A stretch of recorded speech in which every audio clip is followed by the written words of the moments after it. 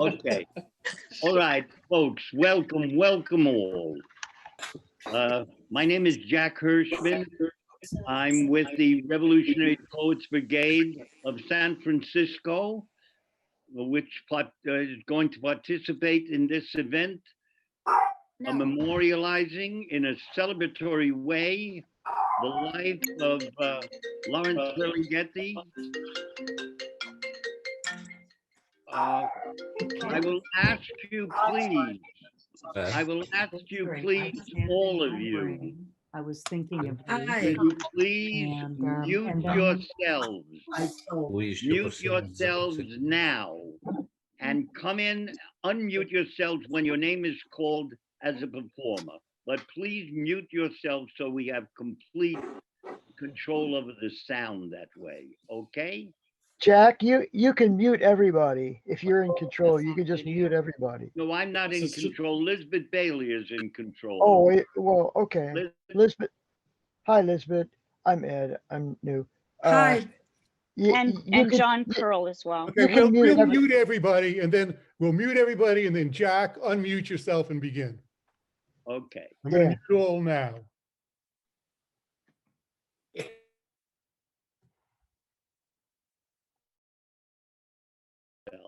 Okay.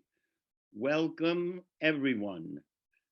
The Revolutionary Poets Brigade of San Francisco and also of Rome, Italy is here, as well as representative poets from the World Poetry Movement, which is centered in Medellin, Colombia. You'll hear some of them as well.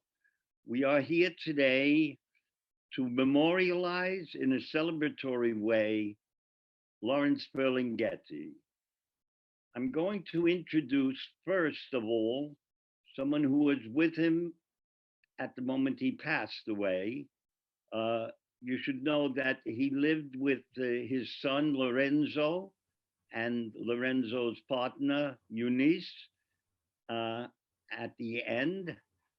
But he was helped by the first poet that we will hear is a Sicilian poet and filmmaker who was really the eyes for the last 5 years of his life as Lawrence was losing his sight.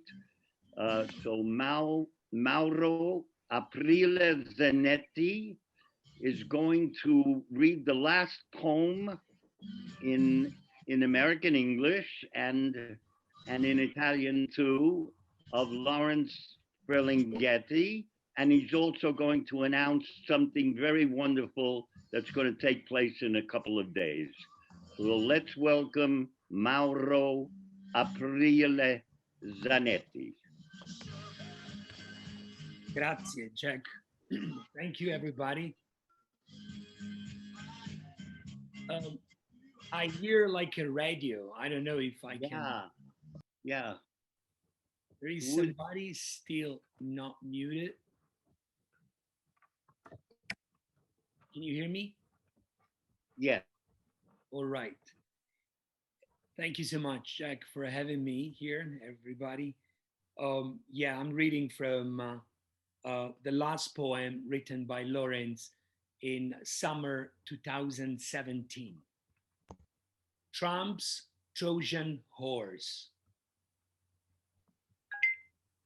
Homer didn't live long enough to tell of Trump's White House, which is his Trojan horse, from which all the president's men burst out to destroy democracy and install a predatory capitalism as absolute ruler of the world, ever more powerful than nations. And it's happening as we sleep. Bow down, O common man, bow down. I'm reading from a wonderful booklet created and published by Debbie Giannoni, which came in 2019 for his 100th birthday in 19 translations inside. So I'm reading now from the Italian translation as well. Il cavallo di Troia di Trump. Omero non ha vissuto abbastanza a lungo per raccontare della Casa Bianca di Trump, che è il suo cavallo di Troia, da cui tutti gli uomini del presidente esplodono per distruggere la democrazia e installare un capitalismo predatore come governatore assoluto del mondo, sempre più potente delle nazioni. E sta accadendo mentre noi dormiamo. Inchinati, oh uomo comune, inchinati.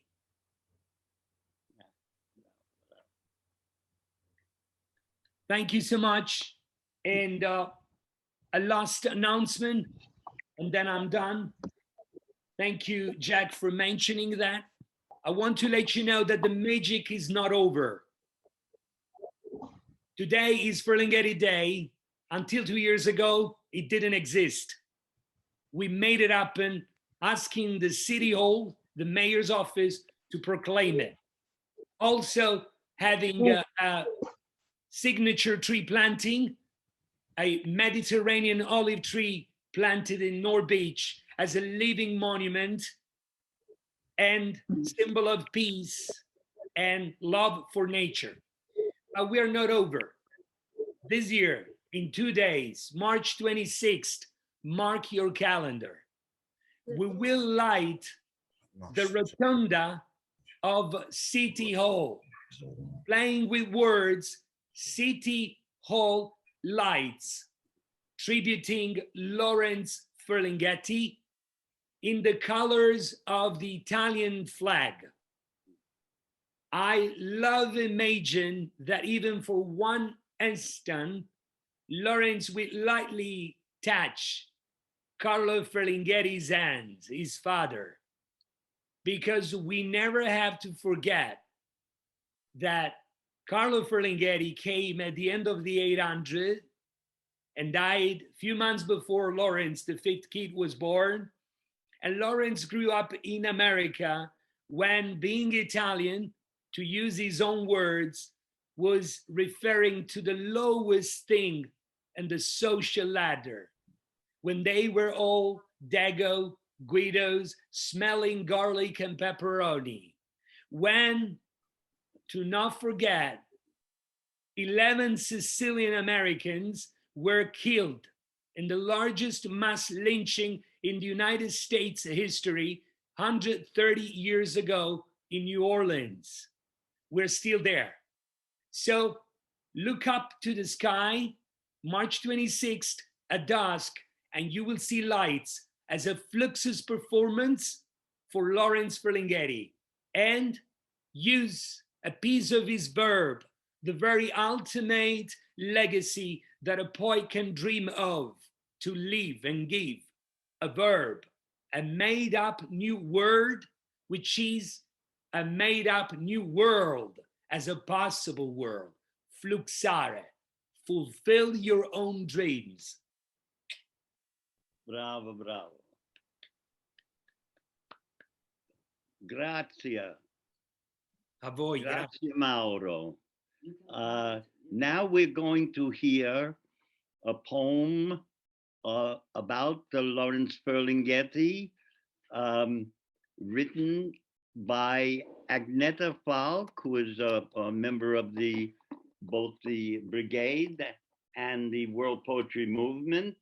And she will then, after reading that poem, she is going to read what is arguably the greatest poem that he's written, and he wrote it in his 90s, the poem called At Sea, which the Revolutionary Poets Brigade published in its first anthology.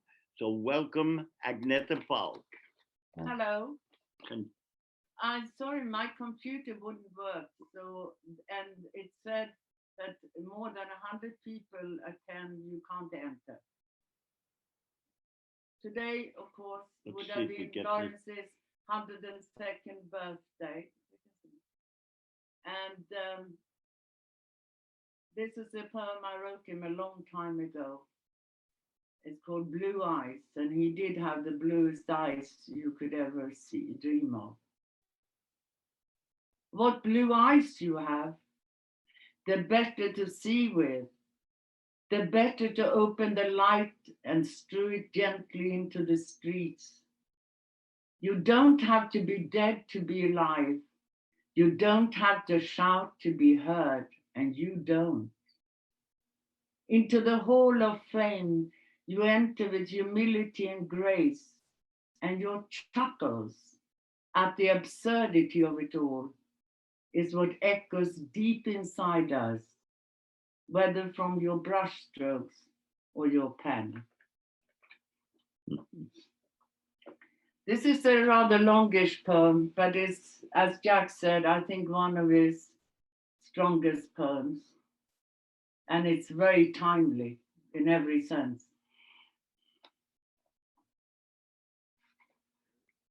At Sea, for Pablo Neruda.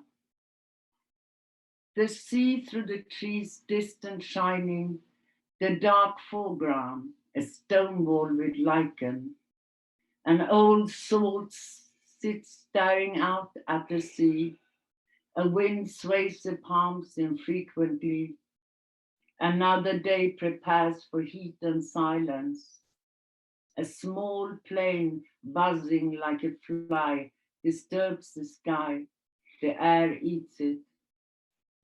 Far out on the slumbering sea, the trawler creeps along. The wind from the south blows the bait in the fish's mouth. The yawning sea swallows the trawler. The lichen lives on in its volcanic stone, taciturn, eternal, awaiting its turn in the turn of the sun.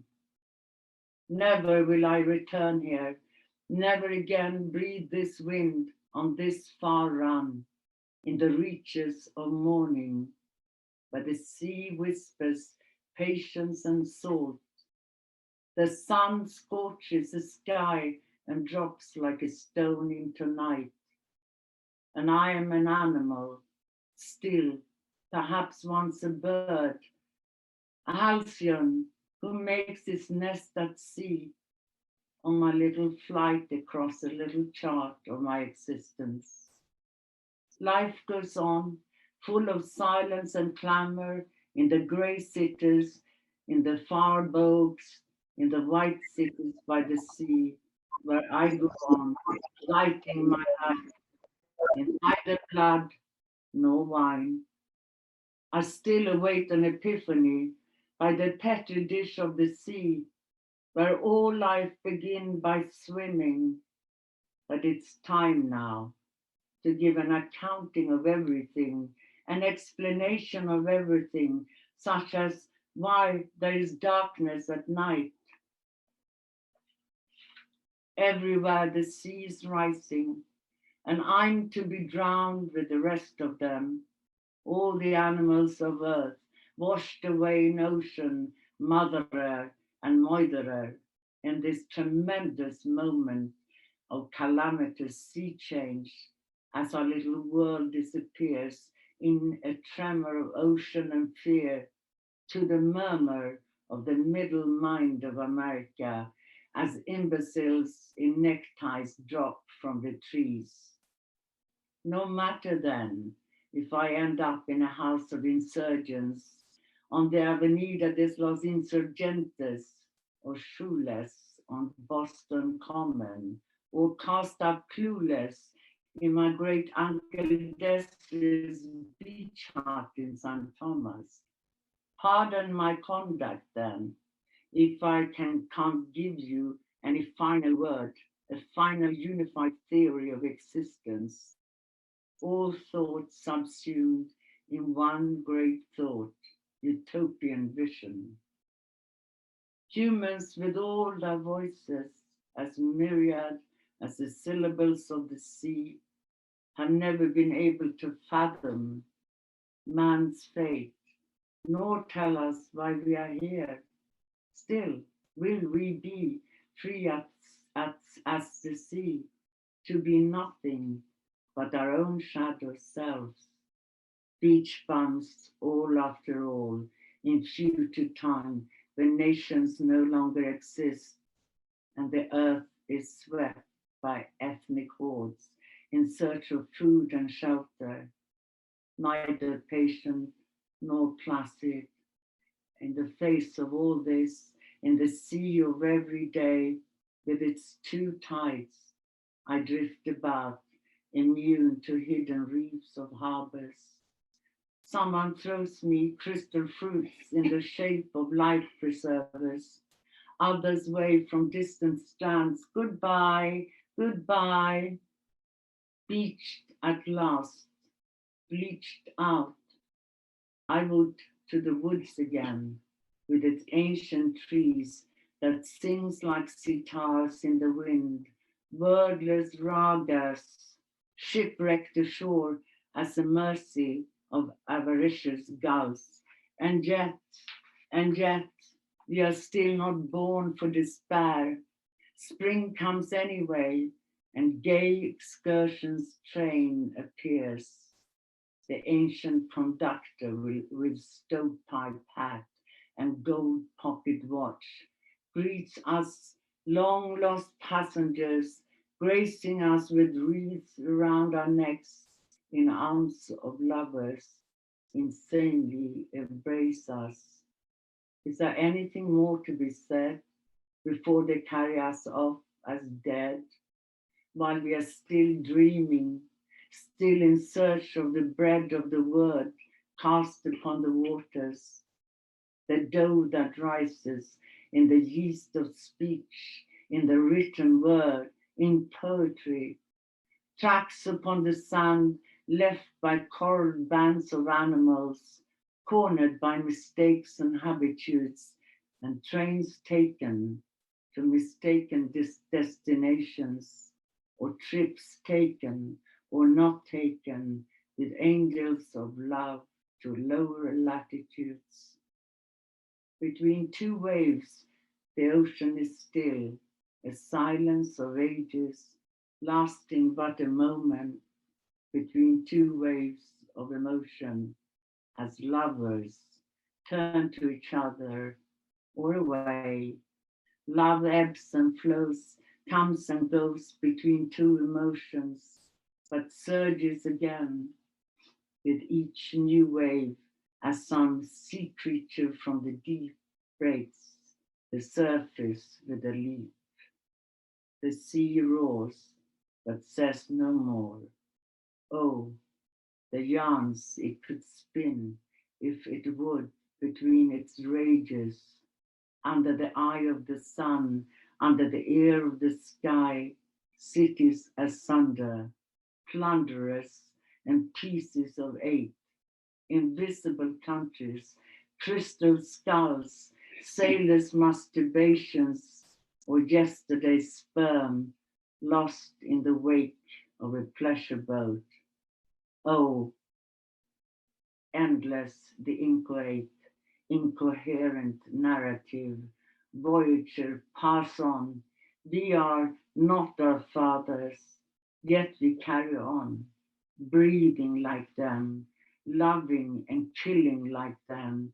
Away then, away in our custom-built catamarans over the hills of ocean to where Atlantis still rides the tides, where that magic mountain, not on any map, wreathed in radiance, still hides. Bravo, bravo, bravo. Okay. Next we will hear from the wonderful poet and the biographer of Lawrence Ferlinghetti, Neely Tchaikovsky.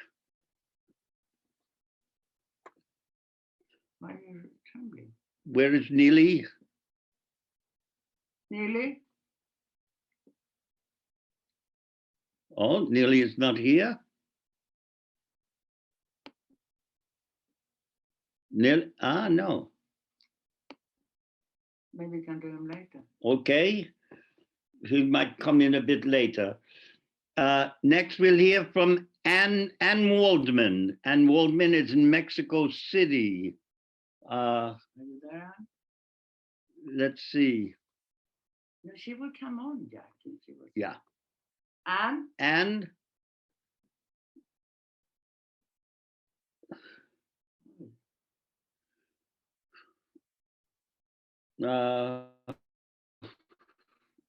all right. And it's not here, you know. Okay. can they hear you, by the way? Is Giada Diano here? Giada? Well, they can't get on, but only 100 people can get on. I couldn't get on myself. Giada? Ah, this is very strange. Lisbeth, ask Lisbeth. What? Ask you because when I tried to get on, it said it was full. They can only take 100 Oh, people. I see. Oh, some people came on the, I understand. So maybe they couldn't get on because people, Somebody here. Jack, maybe I can leave so other people can be in the call. yes, Thank you. yes. Yeah, I was going to say, Jack, it's Anthony here. I'd be happy to leave too. I don't want to keep Ann and Neely off. Yeah. I don't want No. to either. I don't want Yeah. to miss this, but you know. I mean, I don't want to miss it being either. But Did you come Is it by being way, recorded? excuse me, did you come by way of the Facebook on City Lights or did you come by way of Zoom? You came Zoom. by way, oh, Zoom. yes, You if can, you, you can watch it. if you came on Zoom, if you went to the City Lights, You can watch it. you can see. Okay, it. I'll leave too. Jack, yeah. Please do that. Is this being Okay. recorded that we can watch it later? Yes, Oh, it yes, is? it's being We recorded. Oh, We okay. have 90 Okay. people. Recorded. Nobody has to Absolutely. leave. We only have 90 people in here. So we have 10 more people can come in. Okay. Okay, Ciao, Jack. 85. Don't leave. maybe they'll try again. Nearly. Bye, everybody. I'm leaving. Mauro, ciao. Mauro, grazie. You don't have to. We only have 86 people now. 87. 86 people. But We got- so how come we still can't locate Ann and Neely? Yeah, Maybe they that's gave up. true. Maybe they gave up. gave up. Oh, No, well, maybe. that's too Maybe bad. they're having some kind of technical problem that's not related to the number of people. You know, Zoom is difficult to figure out. It is, yeah. maybe they're even for Can we It's pin supposed them? to Can we? do, so can we send them maybe an it just email? messed up and they can't get on. That's a good idea. Or they might, you know, Delay. the chat and the video are different, the visuals. So sometimes people don't know how to make themselves visible. Are It's a they in weird- waiting room? Someone needs to let them in. Some people go to waiting room. Maybe I don't think there's a that's- waiting. I don't think there's a waiting room. But No, there's you not. can look at the participants. You can look at the list of participants. If they're not on the list, they're not. That's what I'm on. doing. I'm scrolling through the Yeah, participants yeah, yeah. right now. And then can we ping them? Can we send them Okay. an email because there's space now. Yeah, There's 15 space for 15 people. yes. That's a good Or idea. 14, 13. It's a good idea. I think Aggie is contacting Neely, see if Neely, I don't think it was sent out to most people, actually. what? Did you not Wait, send Ann. it? Here's an Ann. Yeah, I saw the Event- Ann, but it didn't say the last name. Yeah, it just says Ann. Should I know. message? You have the option to message them. Should I try that? Yeah. Chat them. Oh shit! It disappeared. What'd I do? Okay, hold on. I heard Ann's voice. Someone, Did you? David says I heard Ann's voice. Somewhere Ann's writing makeup on empty space. Ann is Let's see. here. Maybe, And maybe then they need to Waldman get here. off mute. She's on mute. Maybe she needs to get off mute. There you go. Yeah, she's on mute. Oh, here we go. Here we go. Oh, Ann, okay, Ann. Ann. See. is this the right Ann? No, it's not the right end.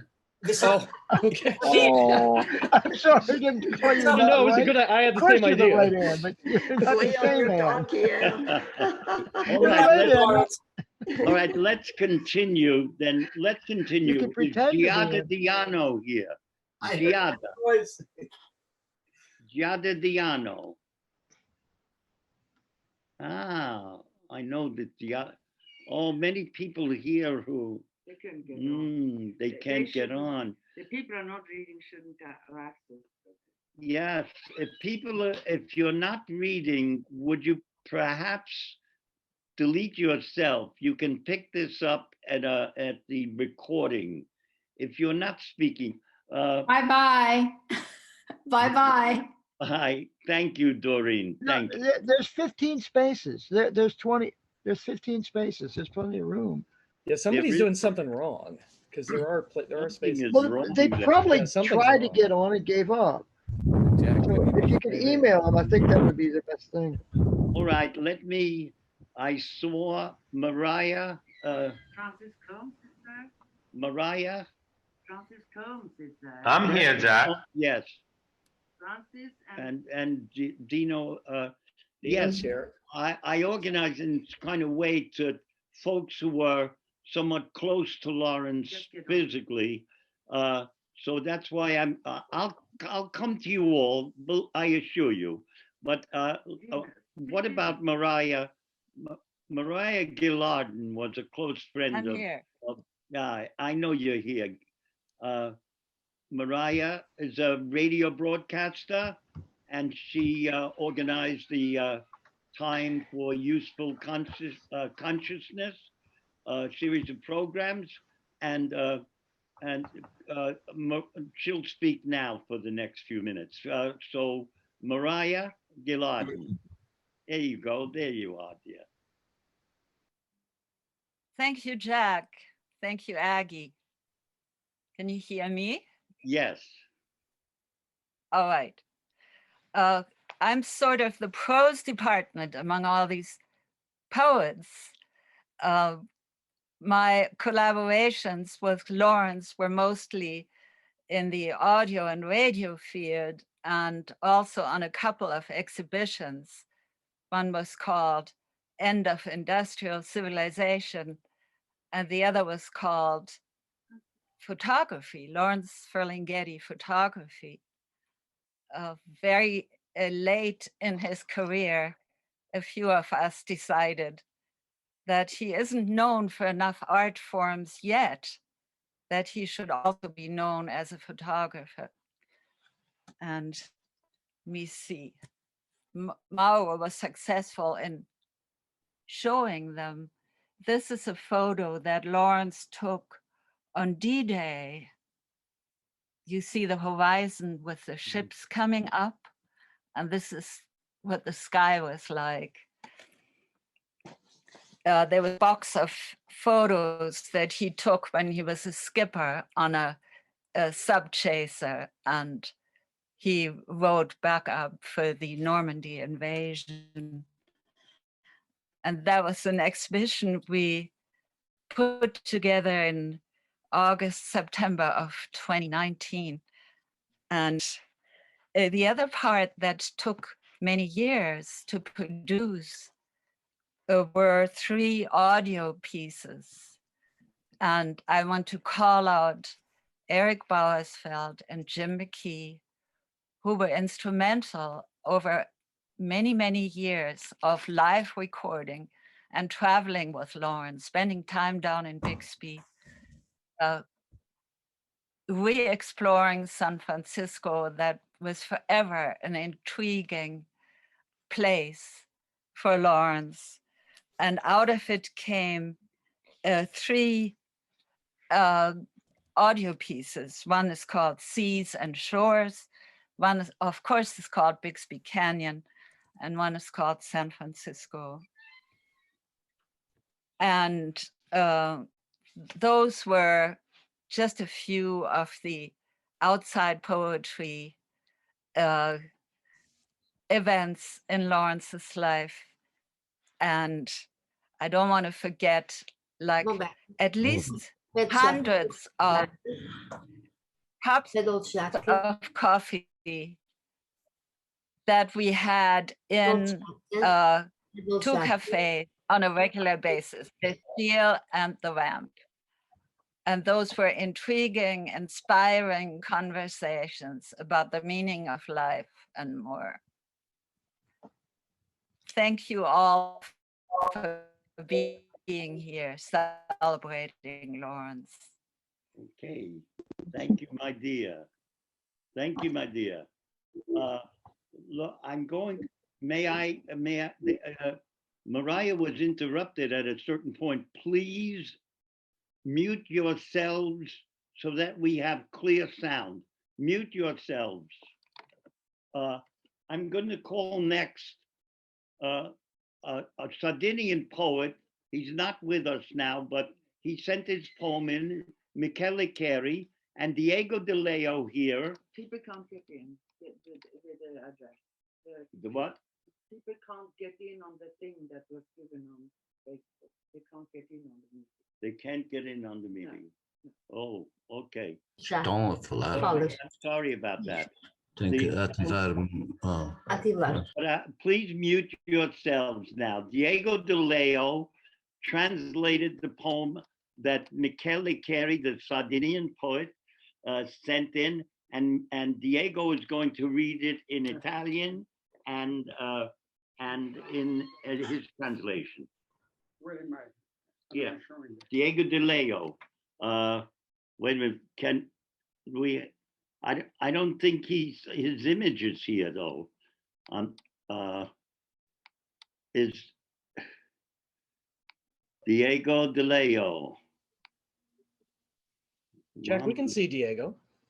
You can see? Oh, you. Yeah, oh, you yeah. can see him. Sorry, I'm muting myself again, but we can see him. All right. Can you hear? Can I talk now? Yes. Okay.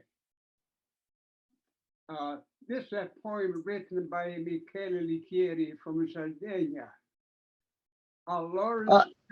I think you want to come closer to the microphone. We can hardly hear you. Closer to the computer, perhaps. Sorry.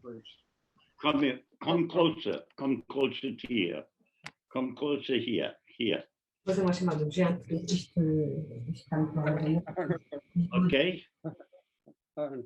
Okay, and then this poem is written by Michele Lichieri from Sardinia.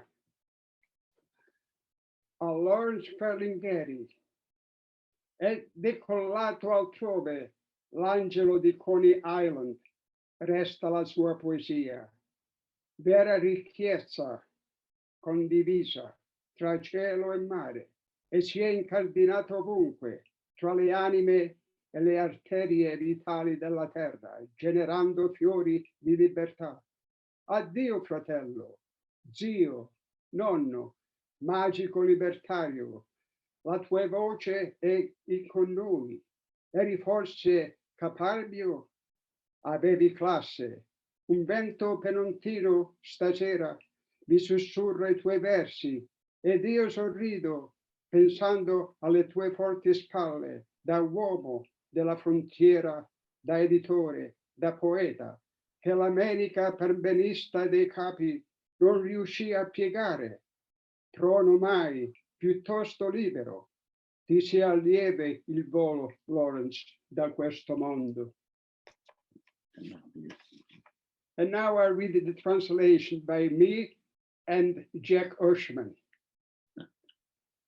To Lawrence Furlingeri, the angel over Coney Island, took off for someplace else.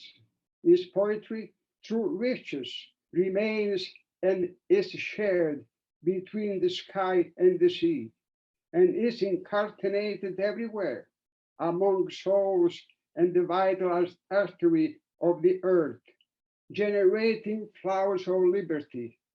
Addio, brother, uncle, grandpa, magic liberator. Your voice is in us. Were you perhaps stubborn? You add class. A soft west wind tonight whispers your verses to me, and I smile, thinking of your strong shoulder, those of a frontier guy, an editor, a poet, that the Nazi guard in America were able to bend. Never prone, rather free. Have a great flight, Lawrence, from this world. Bravo, bravo. Grazie. Okay. Hey, Now Jack, Giada is on now. Giada joined us. Oh, good. Giada Diano, who is the translator of Lawrence's work. Giada? Ciao, Jack. Ciao, everybody. Ciao, ciao. Ciao. Ciao. I had a wrong time. Giada is speaking from Italy. Yeah. Ciao, Jack. So shall I go? Yeah. In Italian? You've written a poem for Lawrence, is that? Yes, I have. In Italian first. Ok, I'll go. Ehi, little boy, ragazzino, uomo, vecchio ostinato, dove sei adesso?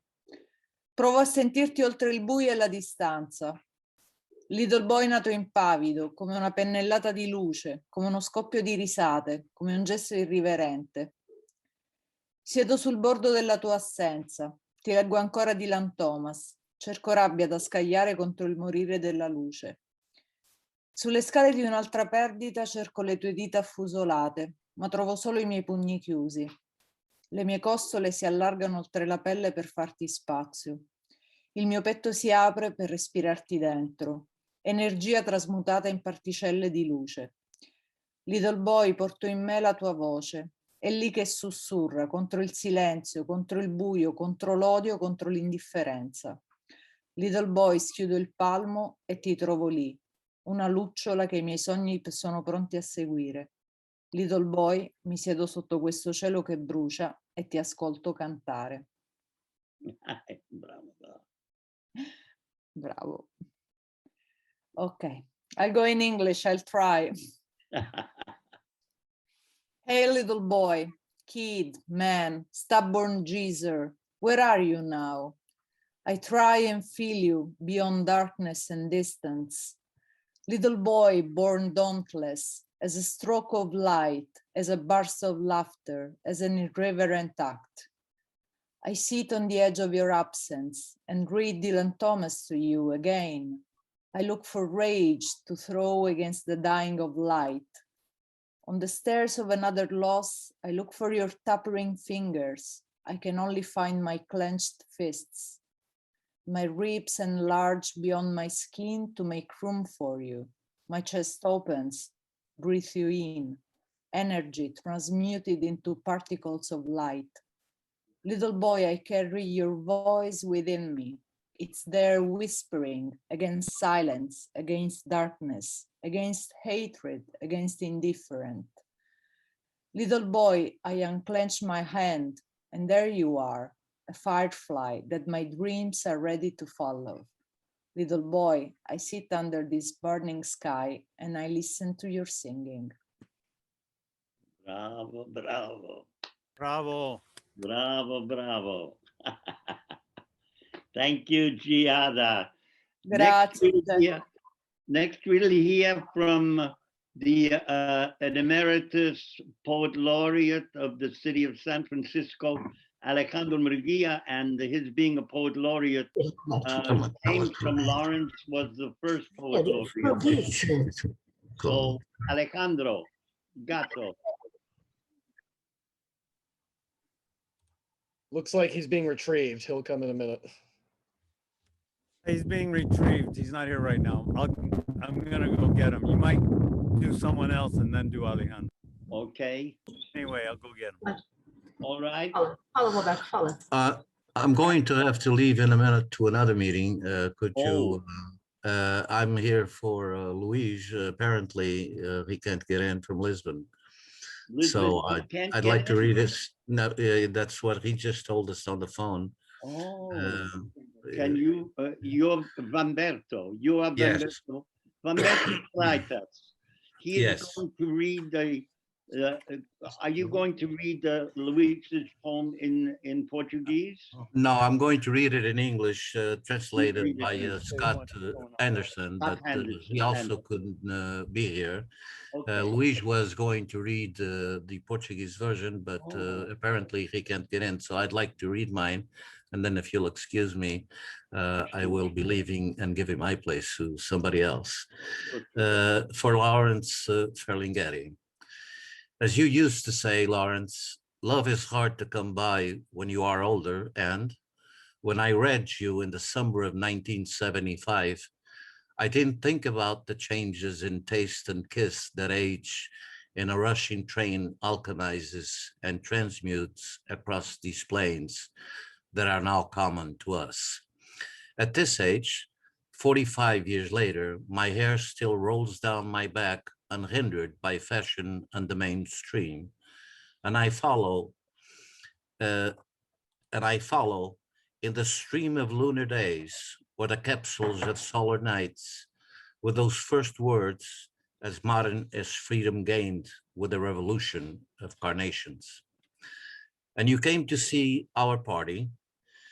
We toasted you with port, and the light of Lisbon penetrated your veins with the memory of your own ancestry. Your silent smile applauded the young lovers in the dust of the revolution and discovered the old lovers out of hiding and not knowing what to do with the transparency of freedom. We sat by the Tagus, and you told me that in Central Park you threw coins into a fountain where a harlequin appeared naked. And I told you that inside the Tagus were sleeping Tagides, the nymphs of the river, who would be awakened by your poems of the sea. You laughed, Lawrence. You put your hand on my shoulder and recited a poem about the truth of the dance of the waves and the magical cloak brought to reality by tritons and mermaids and nymphs and harlequins. And we were left not knowing whether Lisbon was San Francisco or San Francisco was Lisbon, with its twin bridges shimmering at dusk. And as you used to say, you couldn't help thinking that reality was almost as real as the memory you took away from that day. The Tagus River had been transformed into an immense stage. The reflection of the bridge was the spotlight, and the nymphs danced just for you, the most intimate choreography of Lisbon Fado. And you instructed me, don't write epitaphs. Okay. Bravo. Thank you. Thank you very much. Thank you, Humberto. Thank I you. can read in Portuguese. Good. I hope Luis is able to come in now. It was a pleasure to be with such a distinguished group of poets so far away from me. Yes. Thank you, Jack. Thank you.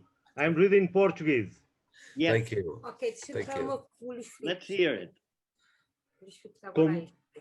Como tu costumavas dizer, Lawrence, o amor é difícil de acontecer nos mais velhos. E quando te li no verão de 1975, não pensei nas mutações do sabor e do beijo que a idade em comboio apressado alquimiza e transmuta por estas planícies que agora nos são comuns. Nesta idade, 45 anos depois, os cabelos ainda me descem pelas costas sem obstáculos, da moda e do mainstream, e sigo no vapor dos dias lunares ou nas cápsulas das noites solares, com essas primeiras palavras tão modernas como a liberdade conquistada com a Revolução dos Cravos. E vieste ver a nossa festa, brindámos com o Porto e a luz de Lisboa penetrou-te nas veias a memória da tua própria ascendência. O teu sorriso silencioso aplaudiu os jovens amantes entre as poeiras da Revolução e descobriu os velhos amantes saídos da clandestinidade e sem saber o que fazer com a transparência da liberdade. Sentámos-nos à beira do Tejo e contaste-me que em Central Park atiravas moedas para uma fonte onde surgira nu um arlequim, e eu disse-te que dentro do Tejo as Tágides, as ninfas do rio, que seriam acordadas com os teus poemas do mar. O que tu te riste, Lawrence, o que tu te riste. Colocaste a tua mão em cima do meu ombro e recitaste um poema sobre a verdade da dança, das ondas, e um manto mágico trouxe à realidade tritões e sereias, e ninfas e arlequins. E ficámos sem saber se Lisboa era São Francisco ou se São Francisco era Lisboa, com as suas pontes gêmeas a cintilarem à entrada da noite. E como tu costumavas dizer, que não podias deixar de pensar que a realidade era quase tão real como a recordação que levaste daquele dia. O rio Tejo transformara-se num imenso palco. O reflexo da ponte eram as luzes da ribalta e as ninfas dançaram só para ti. E a mais íntima coreografia do fado de Lisboa. E tu disseste-me, não escrevas epitáfios. Thank you very much. Bravo, bravo, bravo, bravo. Thank you, Thank you, Jack. Thank you, Jack. Thank you, everyone. Luis Felipe Sarmiento, he is with the World of Poetry Movement. Now, as Alejandro Mergia, is he here now? Yeah. Alejandro? Gato. I'm afraid so, Jack. May I just, Gato, excuse me, one moment. Could I tell everybody, wait, to mute yourselves. Everybody mute themselves. Only Gato now. Go ahead, Gato. Okay, great. First of all, thank you, Jack and Aggie and all the members of the Revolutionary Poets Brigade for putting together this beautiful event, appropriate for Lawrence. And I know all of you knew Lawrence in one way and probably knew him more than I did, but I had some really good interactions with him. In particular, I just want to say that Lawrence always showed great solidarity with Latino poets in the United States, publishing a lot of us, including myself, Guillermo Gomez Peña, Juan Felipe Herrera, and many others. But he also showed great solidarity with Latin America in the struggles in Nicaragua and Chile, and hosting these poets at the bookstore, like Ernesto Cardenal. So I think that's one thing we should always say with Latin America, which is so important for North American poets and politicians and people to understand our connection to Latin America. So I'm going to read this poem that I wrote at the time that Bobby Coleman and Virginia Barrett were putting together the anthology for Lawrence, and it's called A Century is Something Else for Lorenzo on his 101st. When the skeletal ruins of Nagasaki popped their wasted eyes in the shore of eternity, and death raised a skinny rose in honor, the poet stood there to witness the crime as it should be. When in Spoleto, the words of the ancient bard E. Pound floated like leaves in a pond.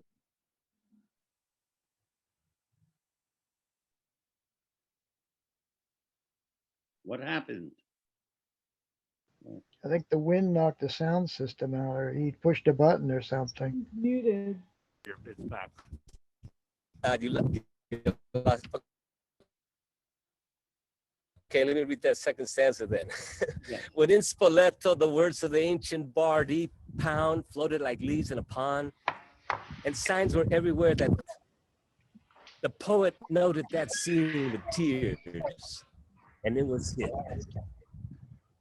When the poet told story of journey with Ginsberg at his side along the spine of Nuestra America to riff with Neruda, thus uniting with poetry the continent, south and north, it was so cool.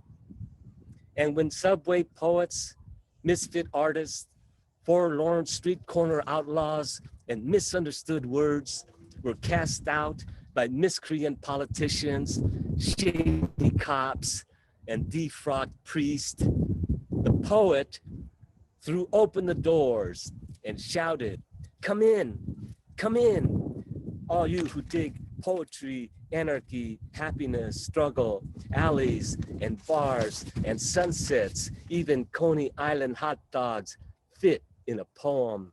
And it was all good. It's the paella of life, which is poetry, and it was so cool. So very, very cool. Bravo, bravo, bravo, God. Bravo. Good. Thank you, Jack. And hi Bravo, to the bravo. in Greece. Now we're going to hear from Francis Combs, was of the World Poetry Movement, and many will remember him at the International Poetry Festival here. He will be reading a poem, and his translation will be read by Alexis Bernard, also a poet from Paris, and then Alexis will read a poem of his own. So Francis and Alexis. Hi, everybody.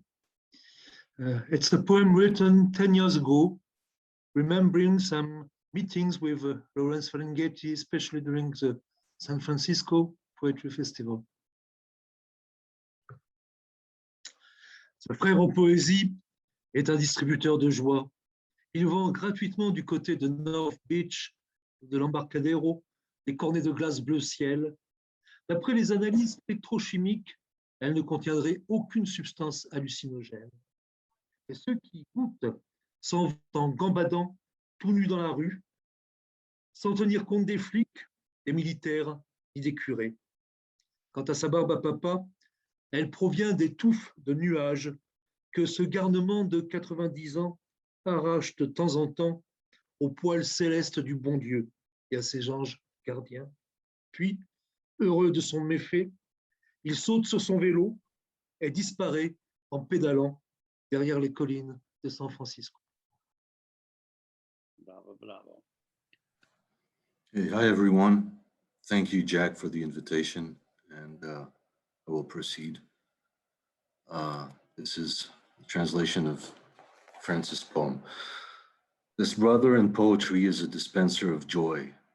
In the area of North Beach or near the Embarcadero, he sells free sky blue ice cream cones. Spectrochemical analysis found no psychedelic substance, but those who tasted them have been seen skipping about in the streets, stark naked, regardless of the cops, the military, and the priests.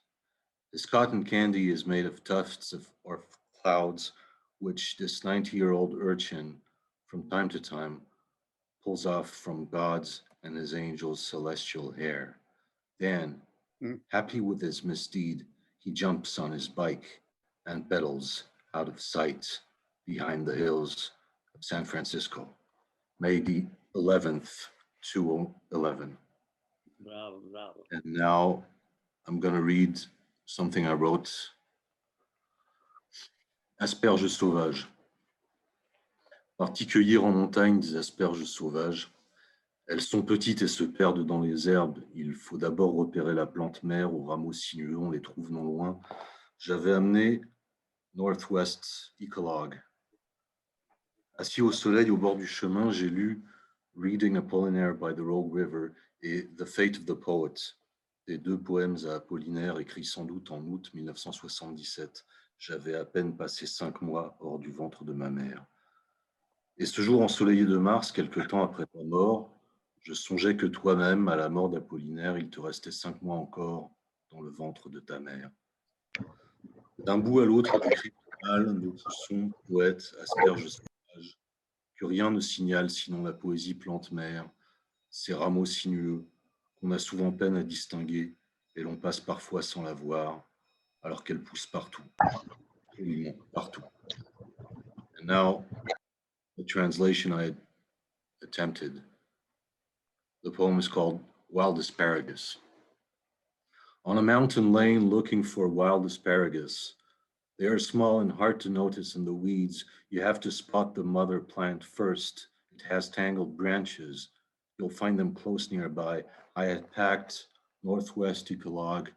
Sitting in the sun, I read Reading Apollinaire by the Rogue River and The Fate of the Poet, your poems to Apollinaire, likely written in August 1977. I had barely spent 5 months out of my mother's womb. And on this sunny day in March, sometime after your death, I read here thinking that when Apollinaire died, you had yet 5 months left to live inside your mother's womb. From beginning to end of the primal scream, we poets grow like wild asparagus, which nothing signals, only poetry, the mother plant with its tangled branches, which is often hard to notice, and we pass by without seeing it, even though it grows everywhere, absolutely everywhere. Thank you very much. Bravo, bravo, bravo. Thank you, Alexis and Francis. May I ask again, could everyone please mute themselves until I call you up to read? Thank you. Is Ann Waldman here? Was she able to get back? Apparently Neely will be here in a short while, Neely Tchaikovsky. Ann still hasn't. Ann is in Mexico City, actually. Okay, is Ayo Ayula here? Ayo, was she able to get? She is in Ghana. I'm here, Jack. Oh, Ayo. There you are. Ayo, we're waiting for you. Yeah, thank you, Jack. Hi, everyone. Let me say that Ayo Ayula Amale is with the World Poetry Movement, and she is the editor of Poetry Planetariat. Many of you have poems in the Poetry Planetariat. So Ayo, go ahead, dear. Thank you, Jack. Celebration. I have known death aged as the cry of the earth in slumber. At times, flipping levers and twisting knobs before reaching a number. Yesterday, it reached you like the wind, and you slipped into the true path above the journey. Then, like time, you pass away going into return. There, the earth met you over layered foothills. Then the little high-pitched shouting and wailing. The earth moved, joining the sea and the sky. Now, like a child peeking through the window to see when her mama comes in, you set forth only to sneak a quick look and catch the celebration. Beyond the choir-filled stars in an unearthly sound that awakens us to joy. How pleasing is death. You ushered out to the home of true union. The screaming laugh for the perfect cheat breathed out going into return. You have held up a lantern, lightened the way like the stars show the way to sailors in troubled waters. Your engraved names, big wheels, are great things to see, to hear and read. The screaming laugh for the perfect cheat breathes out, going into return. Thank you. Thank you. Grazie. Now we will hear from Michael War. Michael War is the editor of one of the great African-American books of poetry from Emmett Till, Poetry and Protest, Emmett Till to Trayvon Martin. He's also the author of poems like The Armageddon of Funk and all, We Are All the Black Boy. Michael War. Thank you, Jack. It's an honor to be here with so many poets in praise of Lawrence. His impact continues to this very moment. And I'm going to read my poem, What is Poetry?, after Lawrence's poem of the same title, which I wrote for the upcoming collection, Light on the Walls of Life, a tribute anthology to Lawrence Furlinghetti. That book was only a few days away from going to press when Lawrence passed. So I want to thank Lawrence for the inspiration of this poem. Poetry is what the gods create on the 8th day. Poetry is the capture of fire in defiance of darkness. Poetry is a radiant residue of silent storm clouds. Poetry is language tripping accidentally off of our tongues. Poetry is the ancient's way of making us pay attention. Poetry is the village crier. Sorry, I hear someone online. Yes, hold on. Would everyone please mute themselves? You are interrupting Michael's reading. Please mute yourselves. Michael, can you start again, please? Thank you. Poetry is what the gods created on the 8th day. Poetry is the capture of fire in defiance of darkness. Poetry is a radiant residue of silent storm clouds. Poetry is language tripping accidentally off of our tongues. Poetry is the ancient's way of making us pay attention. Poetry is the village crier revolting inside your mouth. Poetry is the ridges on the trilobite and shores of Pangea. Poetry is the eruptive ripple at the center of an explosion. Poetry is the magnifying glass in our collective eye. Poetry is the heavenly exhalation of earthly revolutions. Poetry is the shaman's trickery for seeing around corners. Poetry is the periscope used to survive the unseen plane. Poetry is the doorknob on our existential implosions. Poetry is the trillion utterances trembling throughout existence. Poetry is the cave entering our dark, damp bodies. Poetry is the act of soaking in the sun forever. Poetry is the deciphering of death's aftermath. Poetry is the ecstasy of unexpected ejaculation. Poetry is the pitch black starlit universe above Mali's desert. Poetry is the sentient drone spying on humanity. Poetry is the movement of moons, symphonies, bowels, and time. Poetry is the unknown poet's pyramid erected for the afterlife. Poetry is the unforgettable bomb your mother gave you. Poetry is the resurrection of assassinated hope. Poetry is the event horizon to all that we have lost. Poetry is the scaffolding surrounding our floating souls. Poetry is the child addicted to eternal questions. Poetry is the elixir of the city where I first imagined. Poetry is the self-imposed evidence of insatiable longing. Poetry is Patricia in satin blue wandering through Chicago snow. Poetry is the Calibra hummingbird dancing on magnetic currents. Poetry is the incessant search for another word for love. Poetry is the endless attempt to explain the inexplicable. Poetry is a molecule clinging to all atoms of art. Poetry is a meticulous peeling of Neruda's onion. Poetry is the alchemy of turning syllables into survival. Poetry is the power of pedestrian language chosen carefully. Poetry is the obsession with an uncontrollable act of telling. Poetry is the condensation of the cosmos into metered meaning.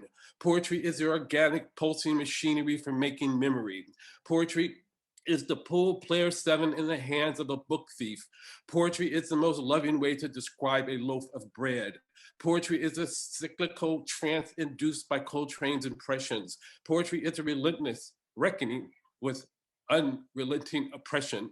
Poetry is the fulcrum for upending the earth. Poetry is what the archangel says it is. Poetry is. Thank you. Bravo, bravo. Okay, next, can I ask, is David Roselle and Allison Lovejoy here? Are they here? I'm here. Oh, you're here. Allison. Yes. Ah, there Hello. you are. Oh, next we're going to have a bit of music. David Roselle, an artist, is going to read Lawrence Ferlinghetti's poem, which is Constantly Risking Absurdity. And Allison Lovejoy, wonderful concert pianist, who's played at the Davies Hall as well as the local Specs Cafe, and many know her. She is a marvelous pianist. So he will read the poem and then she will play the composition she's especially written for today. So we'll first David Roselle and then Allison Lovejoy. Thank you, Aggie. Thank you, Jack. Thank you to all the renegades. So here we go. Constantly risking absurdity and death whenever he performs above the heads of his audience, the poet, like an acrobat, climbs on rhyme to a high wire of his own making, and balancing on I-beams above a sea of faces, paces his way to the other side of day, performing entrechat and sleight of foot tricks and other high theatrics, and all without mistaking anything for what it may not be.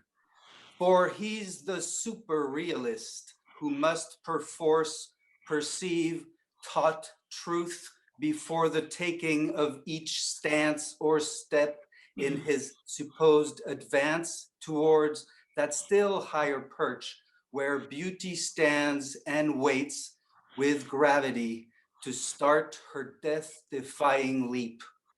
And he, a little Charlie Chaplin man, who may or may not catch her fair eternal form spread eagled in the empty air of existence. Bravo. Nice. Love. Bravo. Thank you, David.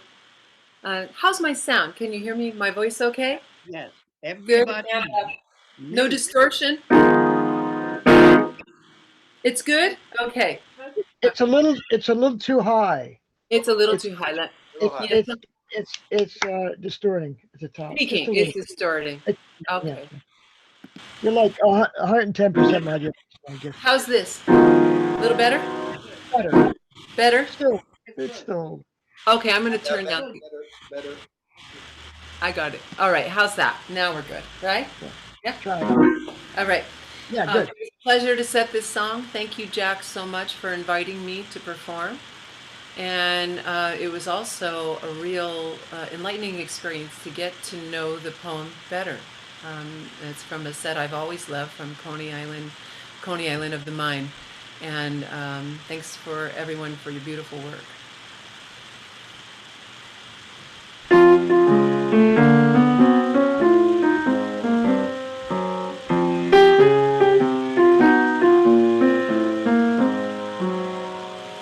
Constantly risking absurdity and death whenever he performs above the heads of the audience.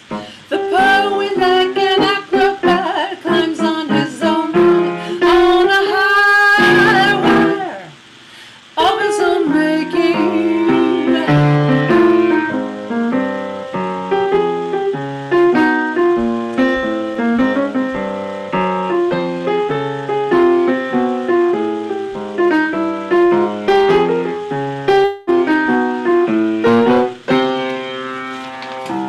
Balancing on I-beams above a sea of faces, he paces his way to the other side of day, performing entrechat and slide of foot tricks and other high theatrics, and all without mistaking anything for what it may not be.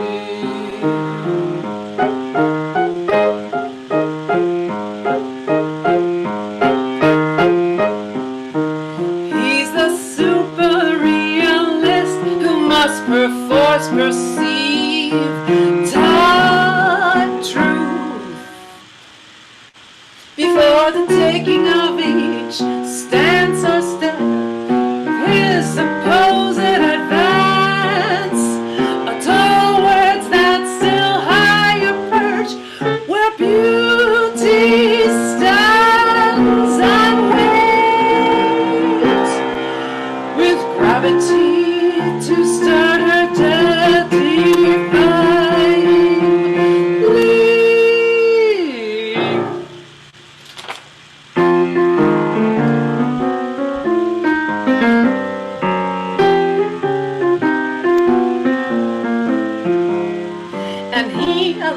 little Charlie Chaplin man who may or may not catch her fair eternal form, spread eagled in the open air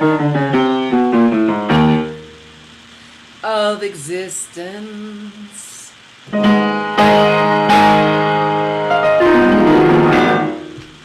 Bravo, bravo, bravo. Thank you. Okay, now we'll hear from all the way from Athens, Greece, Dino Siotis. Many will remember Dino. He used to live here in San Francisco. Now he's in Athens. Dino, are you on? Wait a minute. Can you hear me now? Yeah, there you go. You can hear me? Yes. Okay. You turned up a bit too loud. I'm not in Athens, I'm in Tinos, I'm in an island. No, he's fine. Can you hear me? Yes. Can I read now? Yes. I'm going to read the poem that, the last poem of Lawrence Ferlinghetti, the Trump's Trojan Horse. Mm-hmm. The one that Mauro Aprile read in Italian and English. I'm going to read it in Greek. Then I'm going to read a poem I wrote for the occasion. Ο δούριος ύπος του Τραμπ. Ο Όμηρος δεν έζησε αρκετά για να μας πει για το λευκό οίκο του Τραμπ, που είναι ο δούριος ύπος του, από όπου όλοι οι άνθρωποι του Προέδρου πηδάνε έξω για να καταστρέψουν τη δημοκρατία, για να εγκαθιδρύσουν πολυεθνικές, οι απόλυτες κυβερνήτες του κόσμου, πιο ισχυρές και από τα έθνη. Και αυτό συμβαίνει ενώ κοιμόμαστε. Υποκλείσου λοιπόν, απλέ μου άνθρωπε, υποκλείσου. And I'm going to read a poem called Dear Lawrence. When the light of America went thin, your poetry came through. You were there with your verse and your attitude to make a barricade where waves of hate and racism were smashed. You sang the old American song, along with Walt Whitman, Edgar Allan Poe, William Carlos Williams, and Allen Ginsberg, who put forward their chest to wake up middle-class America. You made old language new by inserting ideas embracing the poor. You went over the highways of America to meet scary immigrants and refugees and their fortunate wounded pariahs of the world. You traveled over the dusty clouds to give voice to equality and justice for all. You turned question marks and semicolons into columns of wonder and miracles. Dear Lawrence, I am sure wherever you are, you're still writing poems, comforting lost souls. Thank you. Ευχαριστώ. Bravo. Thank you. Next, we'll hear from Dottie Payne, who is in the St. Louis area. She's back from Mexico, which she's been teaching, and Africa also, which she's been teaching. And she's the author of Birthmarks. Dottie Payne.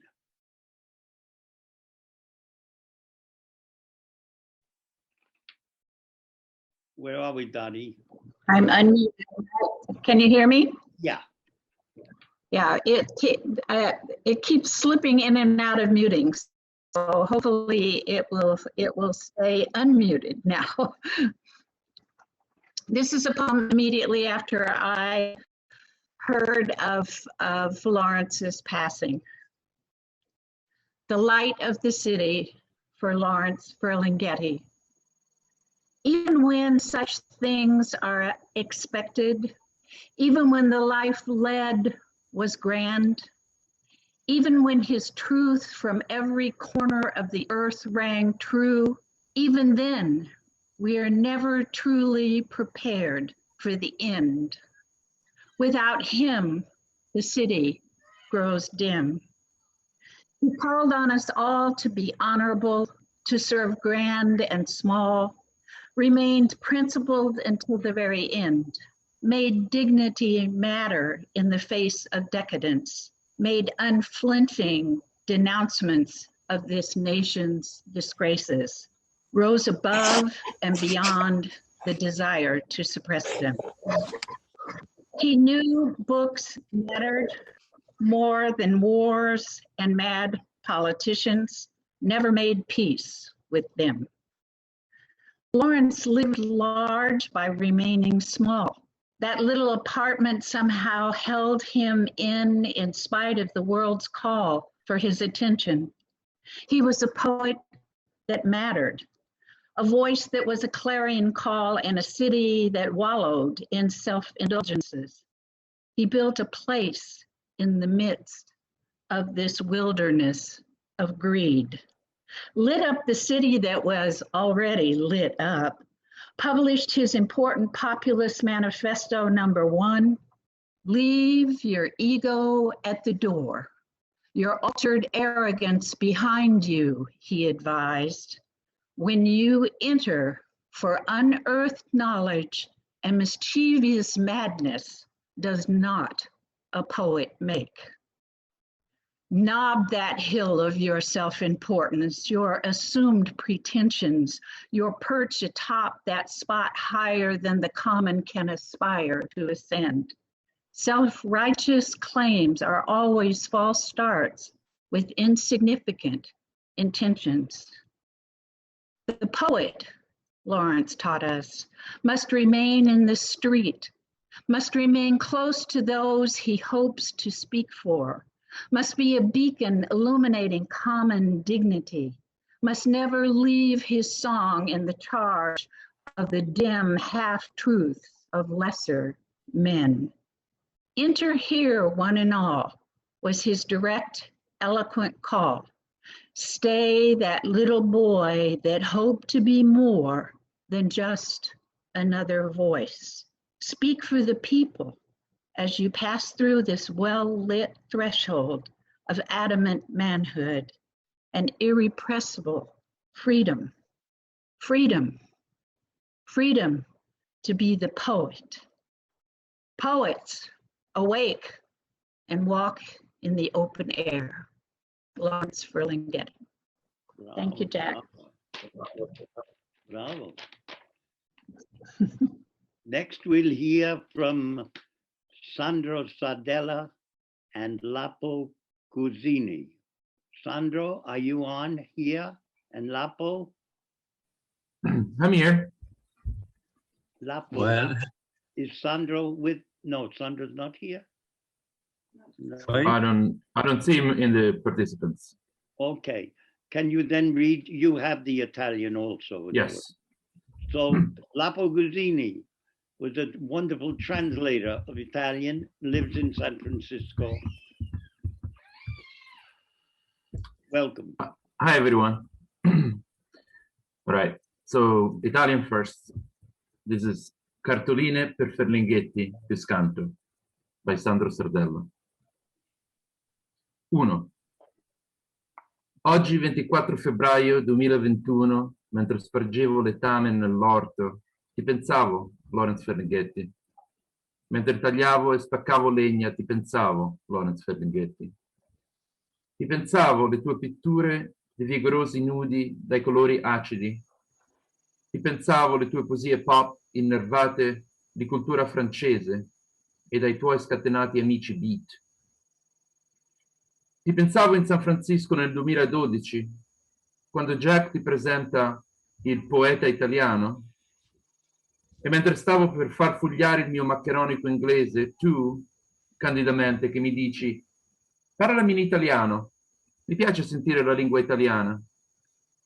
E io, da antico rocchettaro che mi faccio poi firmare la copertina di un tuo libro, ti pensavo.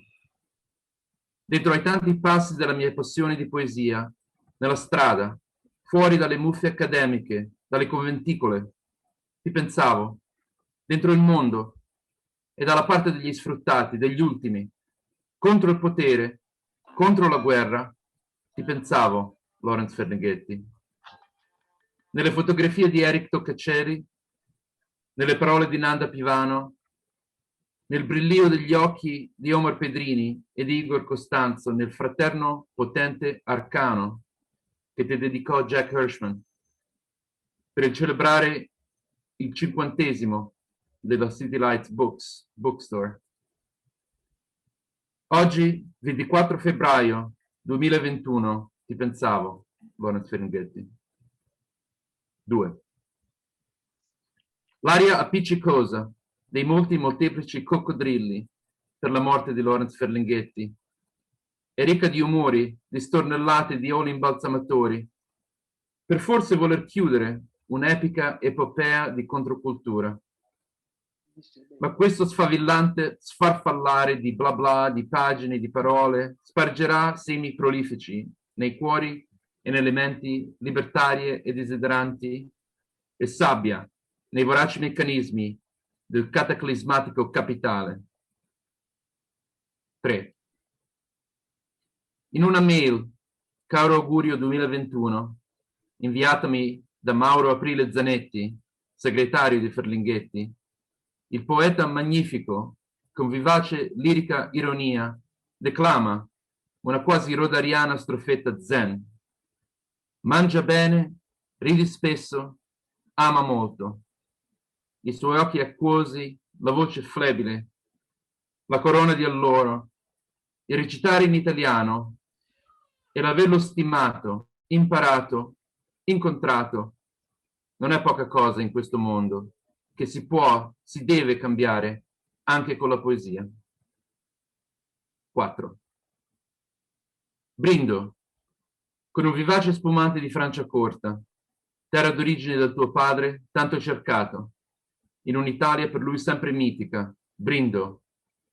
Ferlinghetti è morto. Viva Ferlinghetti. Viva Ferlinghetti. Ah, eccolo. Ciao Sandro. Okay. Well, in English now. Postcards for Ferlinghetti, the scan. 1. Today, February 24, 2021, as I was spreading manure in the garden, I was thinking of you, Lawrence Ferlinghetti. While I chopped and sawed wood, I thought of you, Lawrence Ferlinghetti, thought of your paintings of vigorous nudes in acid colors. I thought of your pop poems, shot through with French culture and your wild beat friends. I thought of you in San Francisco 2012, when Jack was introducing you to the Italian poet. And as I was about to babble on in my macaronic English, you told me with candor, speak Italian. I like to hear the Italian language. And I, old-time rocker that I am, asked you to autograph the cover of one of your books. I thought of you along the many steps of my poetry passion, in the streets, outside the academic molds, the cliques. I thought of you within the world, and on the side of the exploited, the last ones, against power, against the war. I thought of you, Lawrence Ferlinghetti, in the photographs of Eric Toccacelli, in the words of Nanda Pivano, in the glimmer in the eyes of Omar Pedrini and Igor Costanzo, in the fraternal, potent arcane that Jack Hirschman dedicated to you, commemorating the 50th of City Light Books. Today, February 24, 2021, I thought of you, Lawrence Ferlinghetti. 2. The sticky air of many manifold crocodiles for the death of Lawrence Ferlinghetti, it's cloying, with humors of sing-song and embalming oils. Maybe to try to enclose down this countercultural epic epopee. But all this flickering blah blah of pages of words will pour prolific seeds into yearning hearts and free minds and sand in the voracious works of cataclysmic capital. 3. In an email, Best Wishes 2021, sent to me by Mauro Aprile Zanetti, Ferlinghetti's secretary, the poet magnificent, with lyrical vivacious irony, declaims an almost Rodarian Zen stanza. Mangia bene, ridi spesso, ama molto. Eat well, laugh often, love much. His aqueous eyes, the faint voice, the laurel crown, is reciting in Italian, and my having admired him, learned him, met him, it's not nothing in this world, which we must change, even with poetry. 4. I toast with a bouncy bubbly from Franciacorta, the land of your father, much sought, in an Italy for him still legendary, a toast. Ferlinghetti is dead. Long live Ferlinghetti. Thank you. Bravo, bravo, bravo. Bravo. Also, we should note that Giovanni Bertoni is Sandro Zardella. Sandro Zardella is here. No wonder I couldn't find him. It is my wife. Yes, I was just searching Sandro. Thank you for all. Viva Ferlinghetti. And all poet Brigade. Indeed. Okay, we'll next hear from the editor of the book on Burlingetti that's coming out very soon, Bob Coleman. Bob? Bobby is unmuted, and it's not easy to follow Lapo and Sandro, but I'm going to give it a whirl. Here we go. Hi, Sandro. Hi, Lapo. That was amazing. That was amazing. All right.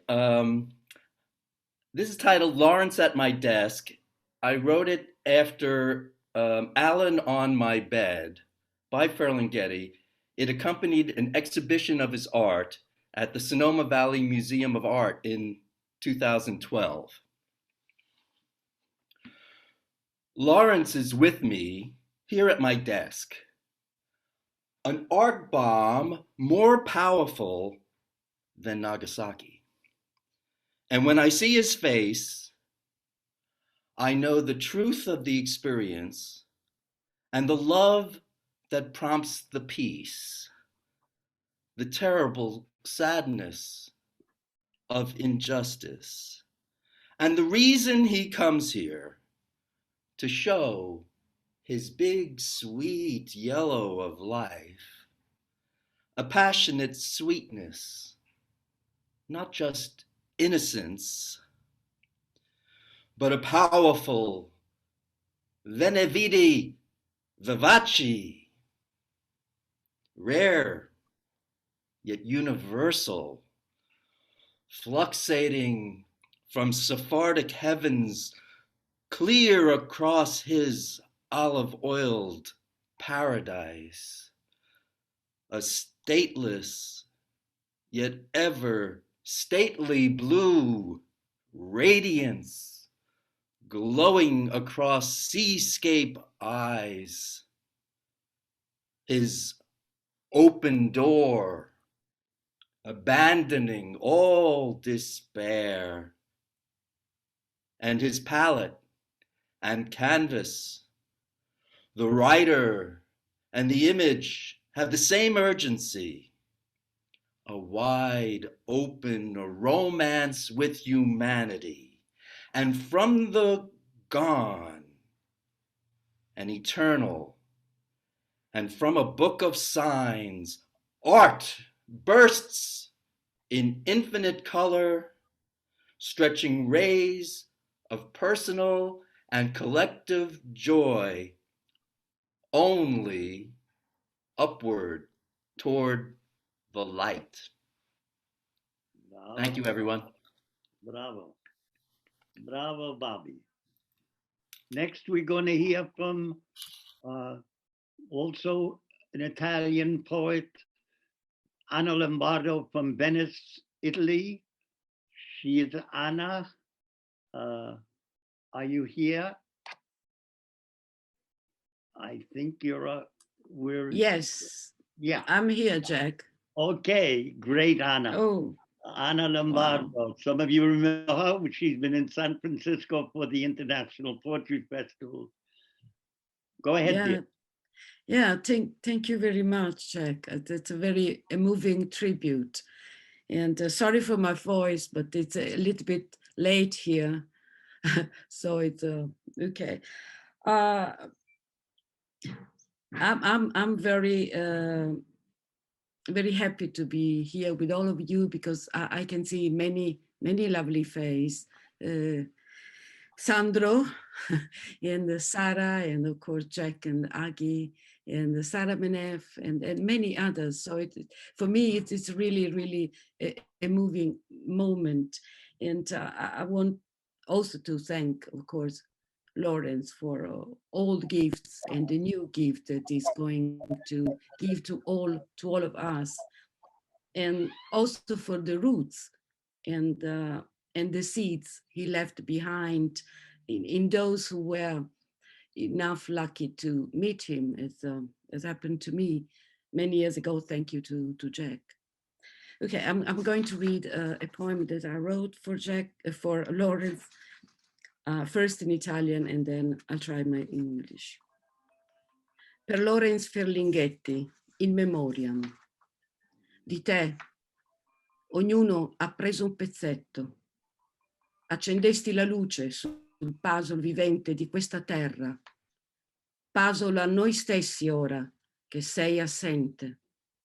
In lontananza brilla la tua luce, l'eleganza del tuo cipiglio, la fierezza nell'umile altezza, le mani veloci nel dare, senza aspettare nulla. Il filo che hai tessuto resta rosso il libero sangue nelle nostre vene, in cuore mai spento, quel sacro fuoco della poesia lima e canta il tempo. Here goes my English version. To Lawrence Ferlinghetti, in memoriam. Everyone took a little piece of you. You turned on the light on the living puzzle of this world. Puzzle to ourselves now that you are absent. In the distance, your light shines, the elegance of your frown, the pride and humble height, your quick hands in giving, waiting for nothing. The thread you spun remains red and free blood in our veins. In your heart, never extinguished, that sacred fire of poetry spins and sings time. Thank you. Bravo, bravo, bravo, bravo. Now we've got nearly Lawrence Ferlinghetti's biographer and a wonderful poet here in San Francisco. Neely Tchaikovsky is here now. Neely, can you come on? Let's see. We get Neely on. I still don't see him, Jack. Neil, yeah, Aggie told me he's on. Let's see. Different name? Neely? I'm here. Oh. No. Oh, yeah, there he is. Neely. Hi, Neely. unmute yourself. Unmute yourself, Neely. It's on the left hand, the bottom of the screen. He's here, but can someone unmute him? Lisbeth, can you unmute him? He has to unmute himself. Neil, We can't. there. Neil, I'm unmuted. Neely. Neely? Yeah. Okay, go ahead. Where's his image?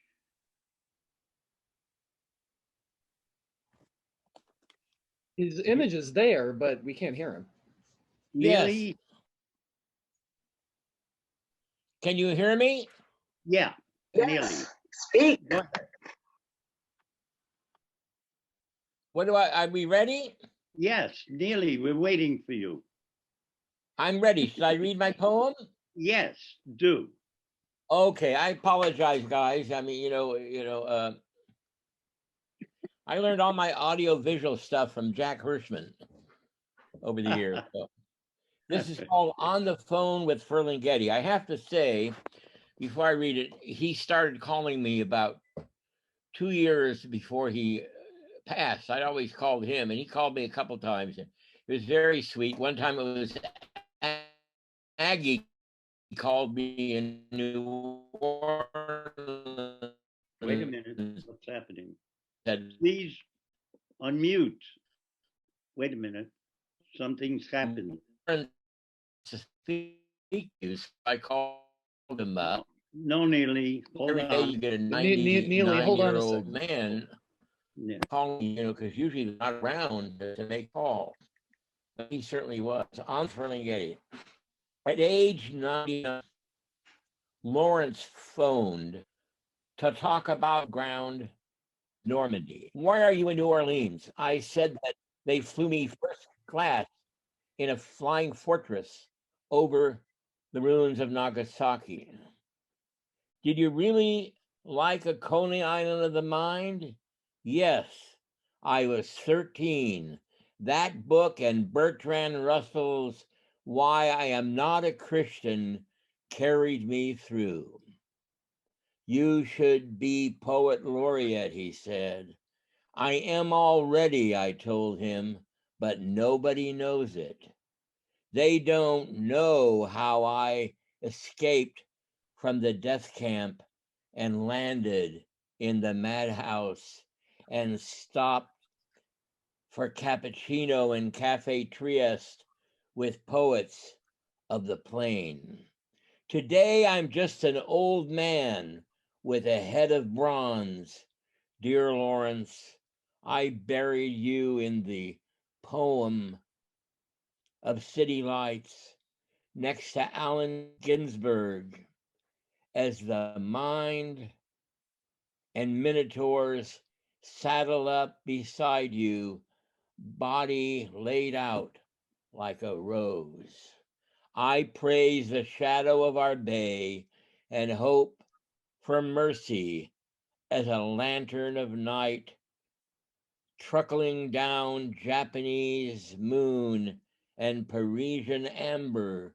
You wanted to sail forever into the wise and wild streams. Oh, I read your fearful words for Fidel Castro, beginning with a quiet life in Mike's place. I am fortunate for your good wishes and friendship in this 3-act play.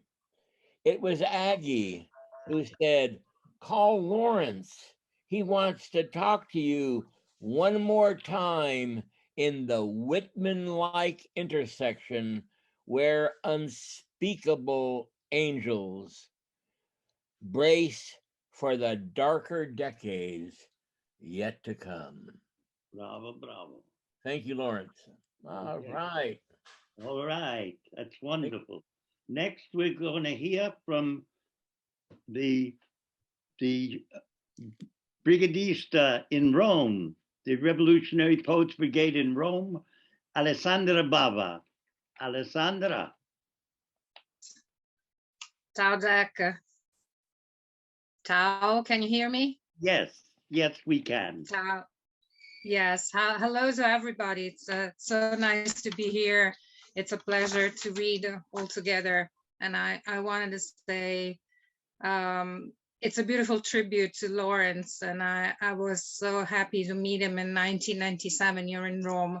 I will read about that later. But before that, I will read a poem by the Poet Brigade, a poet who's called Marco Cinque, who is not attending the session, but he wrote a poem for Lawrence, so I want to read that, to start with that. I will read it in Italian and in English. First in Italian. A un libro non si dice addio. Un libro vecchio, le pagine consunte, molte piegate sugli angoli, parole segnate per vibrare ogni volta e vivere nella voce. Poi, all'ultimo capoverso, gioia e paura, che il punto finale arrivi a concludere tutto il lungo viaggio che l'ha preceduto. Ma si può dire addio al libro d'una vita? Si può salutare il respiro che l'ha abitato, come un uccello che non tornerà al suo nido? No, non si può definire l'indefinibile che eri e che sarai, colore e forma delle tue parole. È lì che continueremo a trovare il tuo spirito, da sventolare come una bandiera di umanità, e indosseremo la pelle che ci hai lasciato dal corpo delle tue poesie, dei tuoi disegni, come quello che mi donasti per il coro di resistenti chiamati poeti da morire, che non uccideranno mai in nome della vita. E dunque, come sarà possibile dirti addio? Davanti all'oceano che riempie i pensieri, sulla baia che ha accolto tutti i tuoi sguardi, ed ogni risacca riporta i tuoi occhi chiari, i pugni chiusi verso il cielo e nessuna resa. Stringo il tuo libro tra le mani, lo accarezzo, per quanto sia consunto e logoro, per quanto le sue pagine cedano al tempo. Il nostro tempo non sarà mai quello che si perde in un addio. A un libro non si dice addio. Continueremo a consumare intere generazioni di occhi per te. And my modest translation of this poem is, you can't bid a book farewell. An old book, weary pages, many dog-eared, marked words, resonating each time and living in the voice. Later, then at the latest paragraph, grief and joy, that the full stop may put an end to the long journey predating it. But can one bid farewell to the book of a lifetime? May one greet the breath that inhabited it as a bird that one returned to its nest? No one cannot define the undefined that you wear or that you'll be.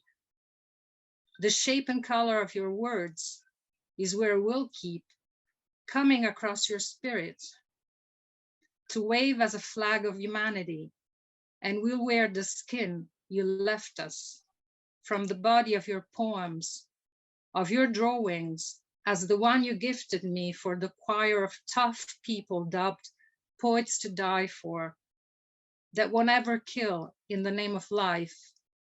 And so how will we be able to bid you goodbye? In front of the ocean that fills thoughts, the bay that housed all your looks, the waves of your lines still break, and each undertow brings back your light-colored eyes, the fists clenched toward the sky and no capitulation. I hold your book tight in my hands, I caress it, despite it being worn and threadbare, despite its pages surrendering to time. Our time won't ever be what's lost in a farewell. You can bid a book farewell. We'll wear our entire generations of eyes for you. And this was Marco's poem. And this is a poem I wrote in 1997, actually, when I had the chance of meeting Furlingeri at the end of a presentation of a book at the communist bookstore Rinascita that doesn't exist anymore, and is actually in Via Bottega Oscura. Jack, you might remember Bottega Oscura. It was also the name of a famous magazine that actually hosted your poems way back then. And it was actually a few months later after Allen Ginsberg's passing away. And at that presentation, he talked about Ginsberg. And this is the poem I wrote. It's titled in French from the last words he pronounces in English, actually. It's called Après nous le chaos. In the bookstore, the voice slowly uncurls some pages of life, revealing Allen's loss. There is a huge hole in the sky. That same voice is painting vividly that very hole to the marrow. The poet never dies, nor does his voice. Wasn't it that very voice you were looking for? Walking amid the tombs in Rome? Keats' very voice? Shelley's very voice? Allen's very voice, reverberating their hues upon the world's black canvas. We all are a hole on the earth, waiting for the howl of the poet, that deep barbaric yawp to tear asunder the pages of our life, to color meaning for us. Now only a message rests here, the one the poet said, after us only chaos. Thank you. Bravo, bravo, bravo, bravo. Grazie, Jack. Now we'll hear another poem by Furlinghetti. John Curl of the Revolutionary Poets Brigade will read it. Two scavengers in a truck. At the stoplight, waiting for the light, 9 a.m. downtown San Francisco, a bright yellow garbage truck with two garbage men in red plastic blazers standing on the back stoop, one on each side hanging on and looking down into an elegant open Mercedes with an elegant couple in it. The man, a hip three-piece linen suit with shoulder-length blonde hair and sunglassed.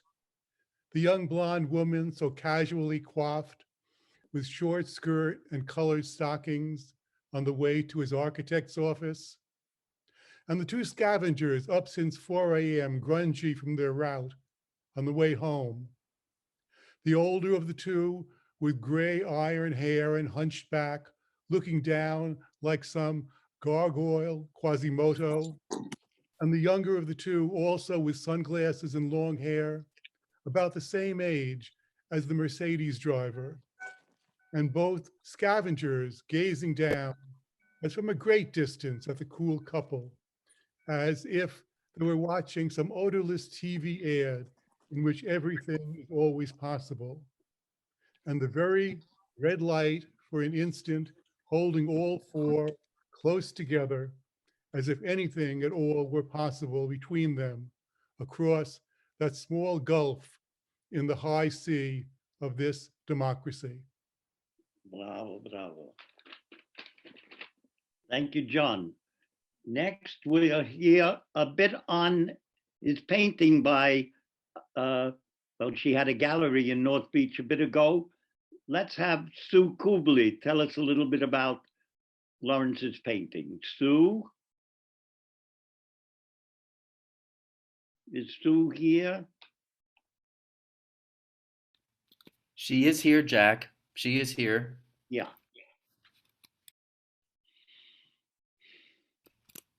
She's here, but she's muted again. Oh. Sue, unmute yourself. Sue Kubley. Sue, it's down in the lower left-hand corner of the slash, the red slash. Click it.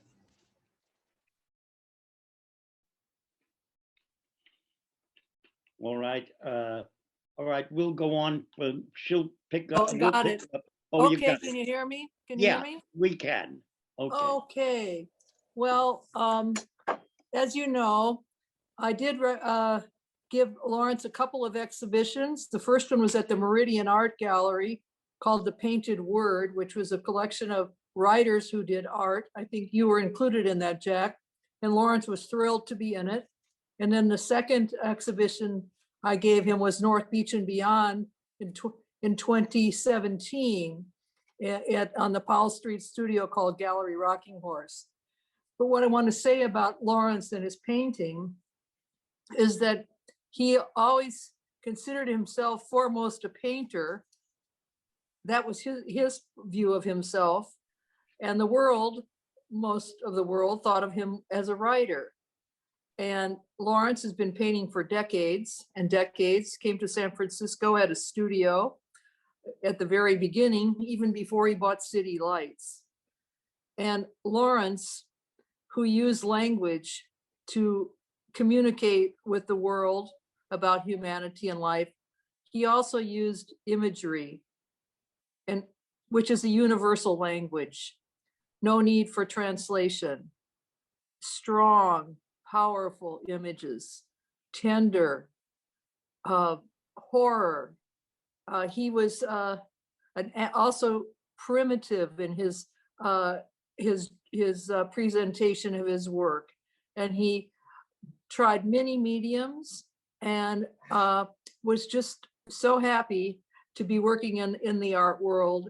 As you know, he had those studio workshops out in Hunters Point, and Ruth Capro was kind of in charge there, who set up those Saturday studios, and everyone threw in $10 for the model. There was a happy man out at Hunters Point painting those lovely nude women. So I just want to say, not only is he strong in words, but he's strong in imagery, which is the unspoken word. Thank you. Okay, thank you, dear. Okay. All right, next we're going to hear from Adrian Arias. Adrian, are you here? Is Adrian Arias here? I don't see him on the list, Jack. No, all right. Well then, can I call please on Chun Yu? Is Chun Yu here? Yes, I'm here. Okay, Chun Yu. Yes, Chun Yu is a Chinese poet, and she has written a work that she's going to read for us now. Okay, go ahead, Chun. Okay, thank you, Jack and Aggie, for organizing this, and I'm really honored to be here to celebrate Lawrence Ferlinghetti's amazing life and city lights. I was born and raised in China, and I came here to study science. And then somehow I become a poet and come among you. It's a miracle. So City Lights is a beacon of light. Its light shines through the whole world. I think even as far as on the other shore, the Chinese poetry community sends the light. And so some of us knowingly or unknowingly traveled long distance to come here.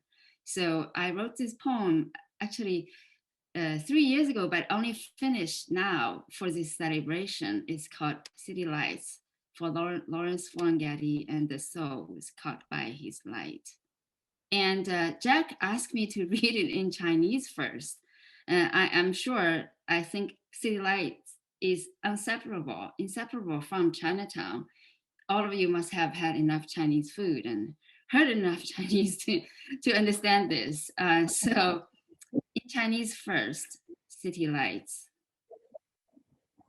城市之光，在你城市的山丘下，柔波拍岸，载满回首望向你的生灵，渴望再重新投入蓝蓝的海湾和滑向茫茫大海之前，被你播撒的光捕获，为鱼为龙，一如既往的漂泊无苗，一如既往的漂泊无毛，船只在雾和雾敌中出没，承载着随机的商品和欲望之货物，期望被你的灯塔之光照耀。在归于你启示的经文之外的旅途前，点亮他们的姓名，让蒙蔽了的眼睛看到，被沉默着的嘴唇呼唤。自从你诞生，半个世纪流逝，千年亦更新。有多少人从世界的角落和边缘抵达，在清醒与睡梦中沉吟叨念你的名字，渴望被你这美洲大陆皇冠般闪烁的城市当作孩子收留，而你是这皇冠之心上的璀璨明珠。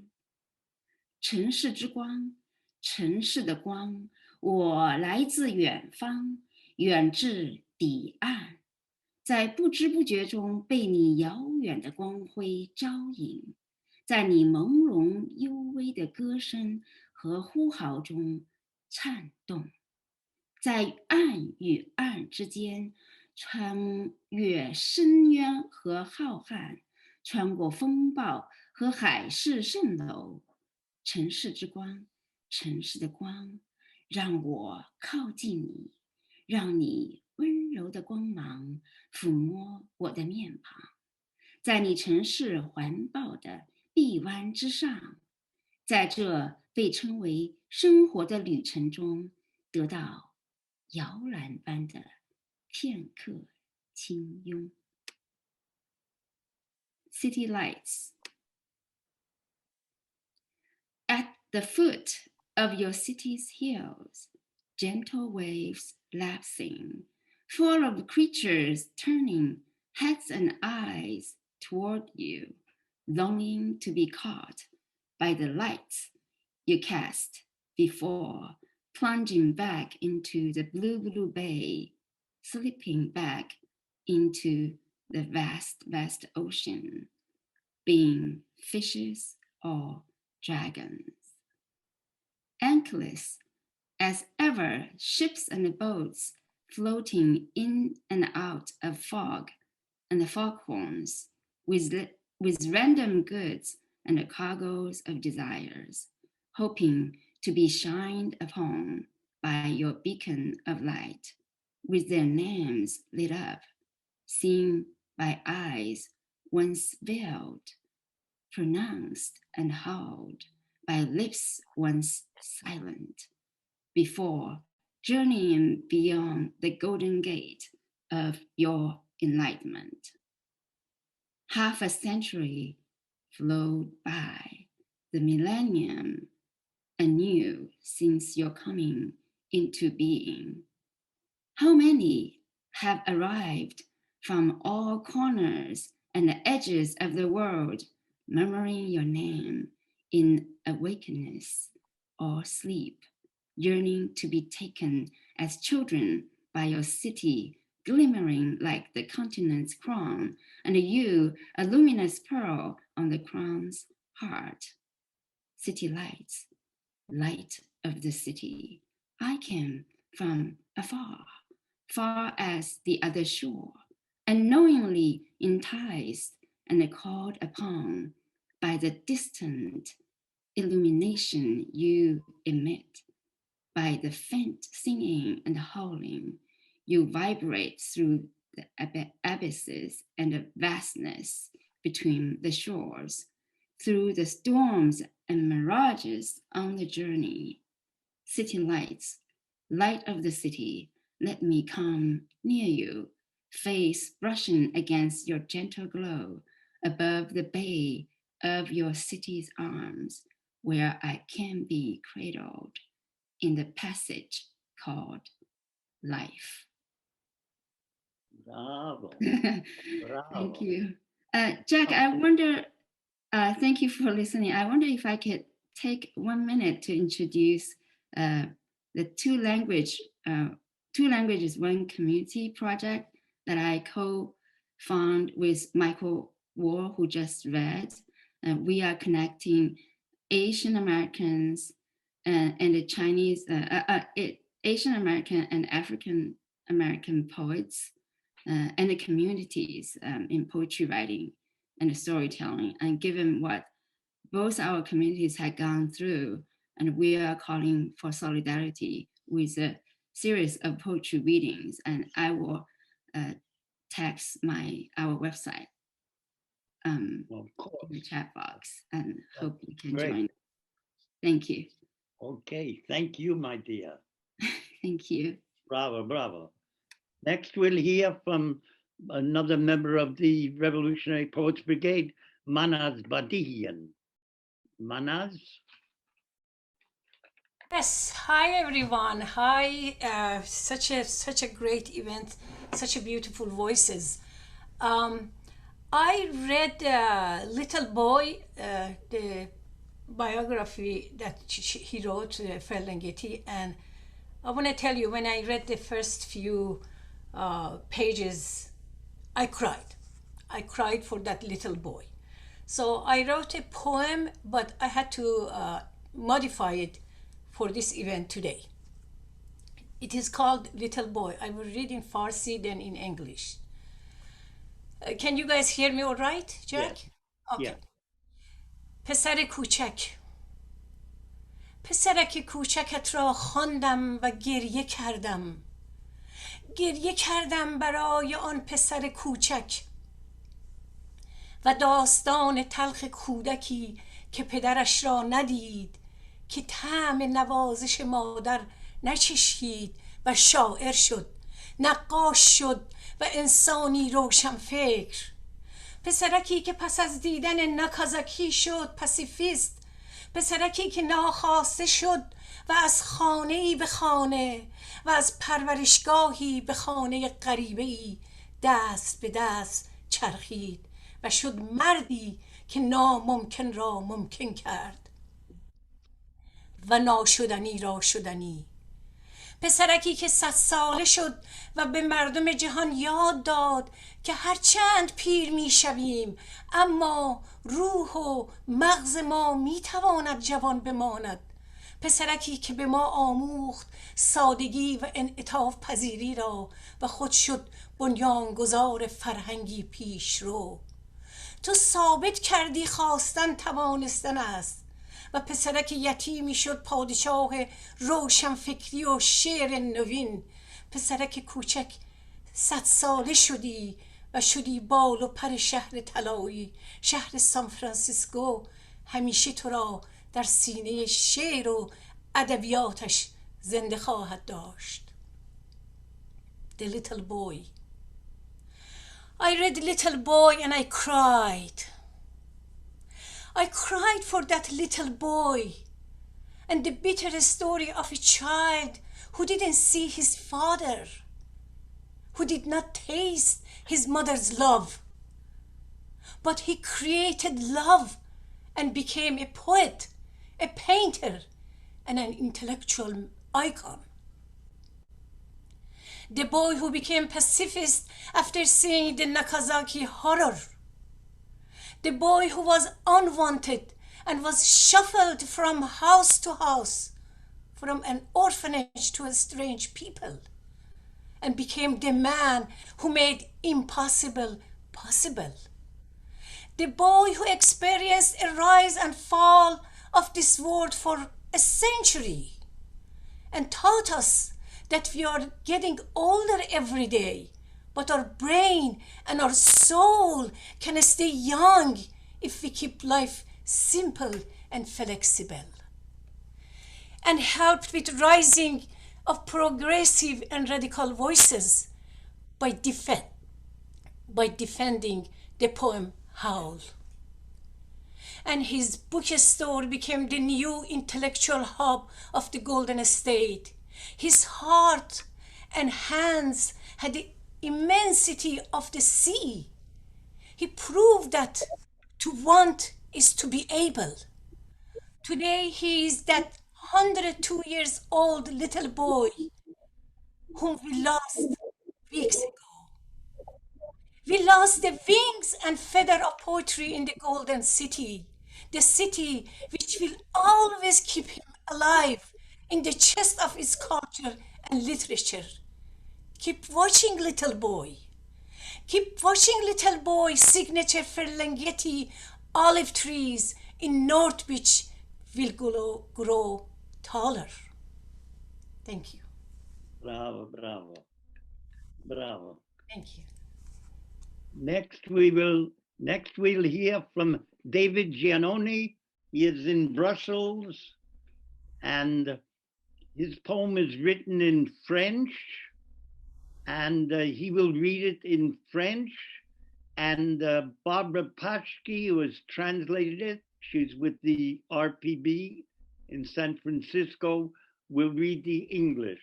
So David, let's see if you can come on here. David Giannoni. Okay, I'm here. Hey, David. So I repeat, you are welcome in Brussels when we can travel again. All of you. So thank you for the translation. Now I read the French. Lorenzo. Il y a de ces regards qui ne s'oublient pas. Le tien était de ce bleu de la mer, phare qui incendie l'aurore, qui transperce, sonde et accueille à la fois. Bandhi Sattva. Voilà le mot qui surgit en moi lors de nos échanges en silence. Souvenir de ta main sur ce verre de bière belge, à Florence chez notre ami commun, Antonio Bertoli. Grand frère d'âme pour moi, fils d'adoption pour toi, qui nous avait liés. Les vrais amis comme le bon vin, cela se partage. En sa ville, il avait créé la sœur jumelle de la tienne à Frisco, librairie et édition pour porter loin la voix des poètes. Bit, bit, bit, hurrah, pour éclairer de lumière l'antre de la bête. Hall crie encore et Alan, Neil, Gary, Gregory, John, Jack, Amir, Anne, Diane, Nancy. Comment se fait-il que ton verbe ne séduise plus France? Te demandai-je sur le chemin de cette pizzeria genoise. Quelques heures à peine après avoir lâché sur la ville, blessé, 50 et 1000 poèmes dans les airs. Je me le demande aussi, fut ta première réponse. Puis se bâtit en 3 tours de parole le plus beau des contrats. Rien d'écrit. Pour que ta poésie de nouveau s'envole dans cette langue de Prévert, que tu aimais tant, langue de ta mère comme ton prénom, que tu signais dans tes mails, dans l'italien de ton père. Lorenzo. Le même nom que celui de mon père. Puis le voyage. Puis ce restaurant où nous demandions au moment de la note au gentil garçon « Qu'est-ce que la poésie pour toi ?» Et lui de répondre sérieux et profond « C'est l'une des choses les plus importantes dans la vie. » Puis l'océan. Et tout un continent à nous séparer entre nos rencontres. Et la poésie, les livres, l'inéluctable action à nous rapprocher, ainsi que cette autre voix, cette femme longue et belle, à translater de ta bouche à la sienne ce que tu veux réellement nous dire, sans toi-même te l'expliquer. Les années nous menèrent au seuil du siècle, tu le franchis avec joie et détachement à la fois, tous autour de toi à fêter, et loin en Europe, et partout à crier tes mots, à honorer le little boy que tu demeurais. Après 100, 101. Et le verso ne se mue pas en poisson, pas en bélier, cette année. 101. Chiffre, âge, destinée, miroir. 1, 0, 1. Tu passes la frontière, comme le poème que ta vie ici trace encore en nous. Cela est immortel. Héros devenu mythe en un éclair instant. Nous t'entendons encore en te disant, tu parles à travers les flammes de l'insurrection permanente. Speak out, prenez la parole, telle était ton incantation. La voici cette parole, distance la plus courte entre nous. Cette voix, elle dit, la poésie, c'est une vision brillante qui s'assombrit, une vision assombrie qui s'illumine. Un poème devrait s'élever dans l'extase, quelque part entre parole et chant, Un vrai poème peut créer un calme divin dans le monde. La poésie existe parce que certains tentent de mettre les fleurs en prison. La poésie ne vaut rien et par conséquent, elle n'a pas de prix. La poésie est le parfum de la résistance. Poésie, le sous-vêtement de l'âme. Tout enfant qui peut capturer une luciole possède la poésie. Bravo, bravo. Grazie. Barbara?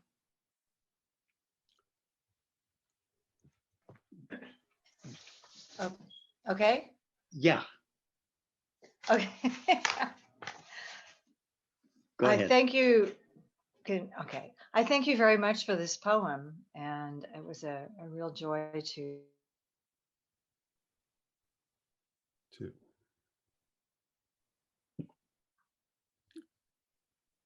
Could you unmute? Unmute.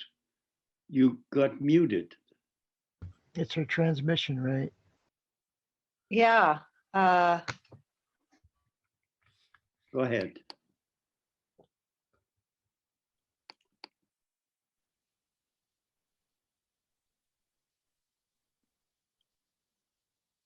Let's see what's happening.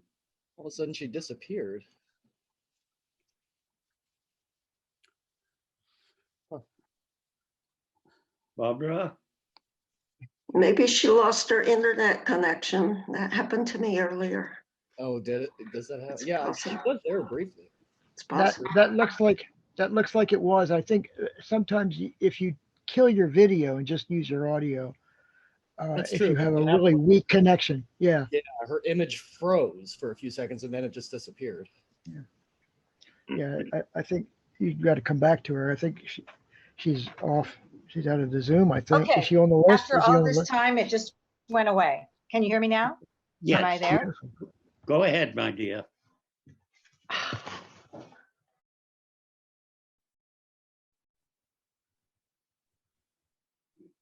Can you go ahead? She's freezing. I think she has to turn her video off. Yeah, it's the same thing, Jack. She froze up again.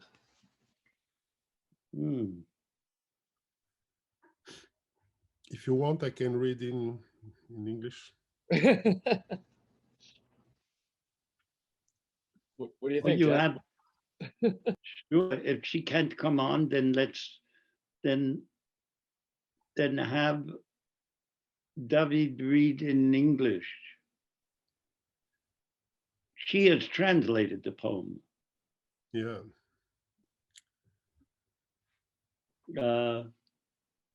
Can you? Maybe if I begin to read, she will come back. Okay, go ahead. Kind of Kabbalistic things, no? Lorenzo, there are certain eyes you don't forget. Yours, aware of the blue of the sea. A beacon sitting down a blaze that pierces and probes as it welcomes. Bodhisattva, that's the word that wells up in me during our silent exchanges. The memory of your hand on the glass of Belgian beer at the Florence home of our mutual friend, Antonio Bertoli. Great soul brother for me, adopted son for you, who had bound us together, true friends like good wine that is shared.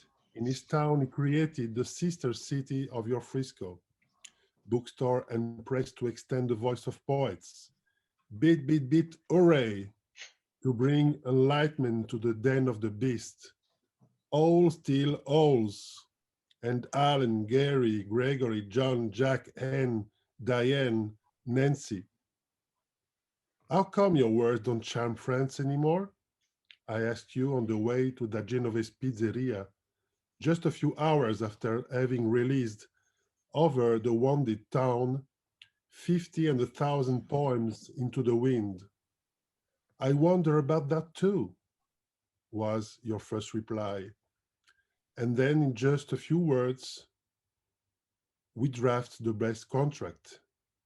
So your poetry could take flight again in the language of Prévert, which you love so much, your mother's language, like your first name that you signed in your emails in the Italian of our father, Lorenzo, the same name of my father's. Then the journey and that restaurant where we got the bill, where when we got the bill, we asked that kind young man, what is poetry to you? And he replied, serious and profound, it's one of the most important things in life.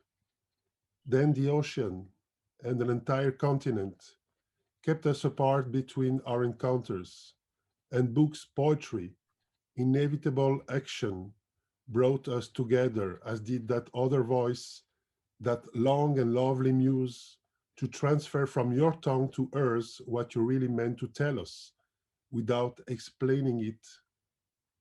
The years led us to the threshold of your centenary. You crossed over with simultaneous delight and detachment. Everyone around you celebrated, and far away in Europe and everywhere your words were cried out to honor the little boy you continued to be. After 100, 101, and Aquarius doesn't move into pieces, or Ram this year. 101, number, age, fate, mirror, 101. You passed that frontier like the poem your life here still marks in us. This is immortal. Hero becoming myth in a lightning flash. We still hear you, what you say. You speak through the flames of permanent insurrection. Speak out, prenez la parole, that was your incantation. Here is that word, the shortest distance between us. That voice says, poetry is a shining vision that grows dark, a darkened vision that lights up. A poem should rise up in ecstasy somewhere between word and song. A true poem can create a divine calm in the world. Poetry exists because some people try to put flowers in prison. Poetry is worth nothing, and therefore it has no price. Poetry is the flavor of resistance. Poetry, the underwear of the soul. Any child who can catch a firefly can master poetry. Yeah. Bravo, bravo. Thank you, thank you. Thank you very much. Thank you. Lovely translation by Barbara too. Can I just say something? I can't believe it. I've been sitting here and I just got cut off. But thank you for the poem. It was a joy to translate. And thank you for sorry, that. And if once you want to read it to me, you can call me. Okay. Okay. Yeah. Next we will hear from Judy Bernard. Judy Bernard is a poet here, also with the Revolutionary Poets Brigade. Judy, are you here? She's there. It's under Judith. Judith. I'm here.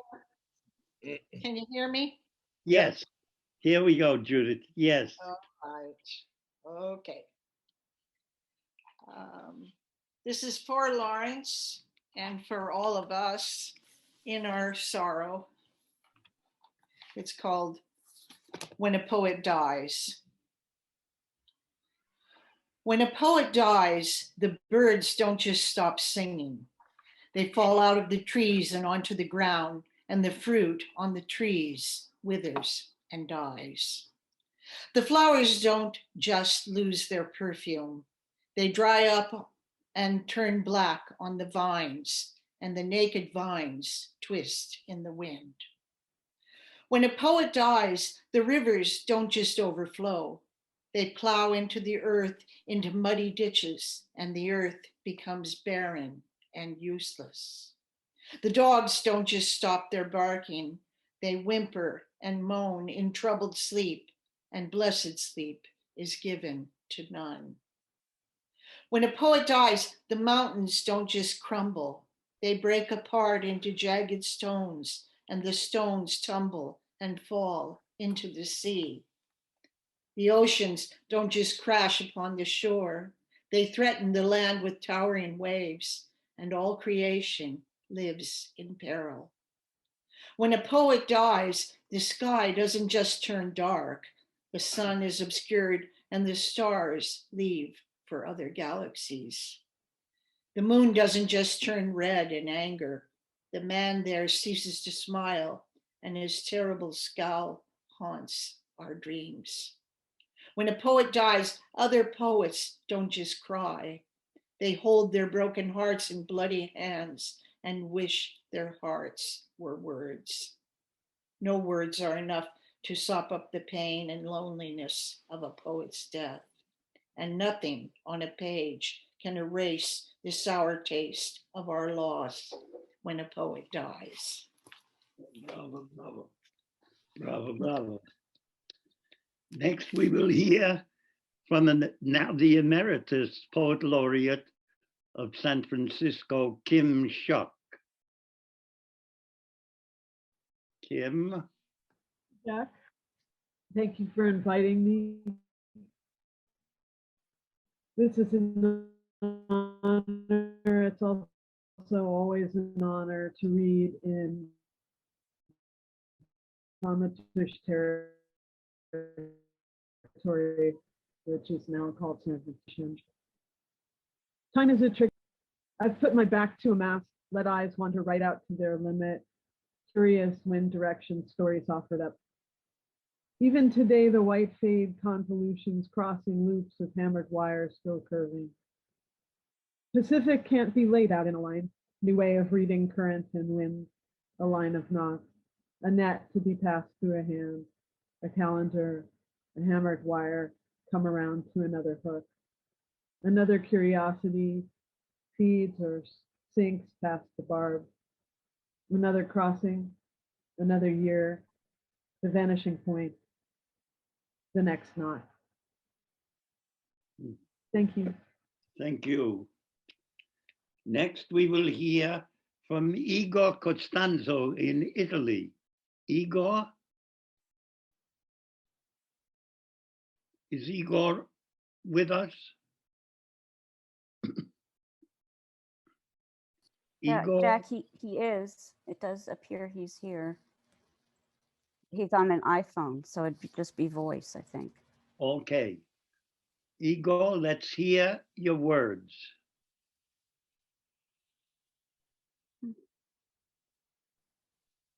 No? Difficult? Jack, can you hear me? Yes, there we go. Oh, Igor. yeah, thank you, Jack. Okay. This is a poem I wrote for the 100th year birthday of Lawrence. Okay. I will read it first in Italian, then in English. Sure. Allora, poesia per i 100 anni di Lawrence Ferlinghetti. Chissà quante poesie per i tuoi 100 anni, Lawrence. Per questo considera il mio lo scritto di chi ti ha visto dentro. La penna si muove solo per affetto. Se la vita di un uomo può valere qualcosa, beh, tu sei la Fort Knox dell'arte. Ricordo bene quando Conz ti definiva la perla mancante, il pezzo raro della sua collezione di Nietzsche, Spurri e Caproff. Ti idolatrava davvero. Mi è capitato spesso di credere che la vita fosse una sciocchezza e poi di pensare a te. E mi veniva lo stesso timore reverenziale di quando insieme facevamo i bohemien, io ventenne, tu già ottantenne. E la tua poesia arrivata a Firenze. Eravamo ancora arrabbiati per l'esilio di Dante e ora sei oltre i 100. E le tue poesie metteranno l'elmetto della guerriglia urbana. Tu lucido, tu Apollo della poesia americana. Tu che non sei Allen, ma sei il suo editore. Temistocle che previde l'attacco. Lorenzo il Magnifico che mette tutti d'accordo. Tu, padre del Rinascimento americano. Tu che Bob Dylan ti studiava. Come Monet hai dipinto fino a consumarti la vista. Come sarebbe stato il mondo senza di te? Avrebbe perso l'alternativa tanto tempo fa. Pietà per le nazioni. che qualcuno ne abbia quando si sentirà lo sparo. Intanto tu hai cercato di colmare con poesia quel buco nel petto dell'umanità. Now I'm going to read it in English. This is the translation of Francesco Sainato. Poem for the 100 years of Lawrence Ferlinghetti. Who knows how many poems for your 100 years, Lawrence? Therefore, consider mine the text of Who Saw You Inside. The pen is moving only for affection. If a man's life can be worth something, well, you are the Fort Knox of art. I well remember when Kant used to call you the missing pearl, the rare piece of his collection of Nietzsche, Sperry, and Kaprov. He really worshipped you. I have often believed life were nonsense, and then thought of you, and I had the same awe about the time together we were bohemian, me 20 and you already 80, and your poetry arrived to Florence. We were still angry for Dante's exile, and now you are over 100, and your poems will wear the helmet of the urban warfare. You lucid, you Apollo of the American poetry, you the one who's not Allen, but his publisher, Themistocles, who foresaw the assault, Lorenzo the Magnificent, who makes everyone agree, you father of the American Renaissance, you the one Bob Dylan used to study. Like Monet, you have painted up to wear your sight out. How would the world have been without you? It would have lost the alternative long time ago. Pity the nation, someone have it, when the shot will be heard. For now, you've tried to fill with poetry that hole in the chest of mankind. Thank you. Bravo, bravo. Bravo. Now we'll hear from our hostess, a member of the RPB, Lisbeth Bailey. Okay, hang on a second. Not quite ready. Thank you. This is wonderful. I'm happy to be here.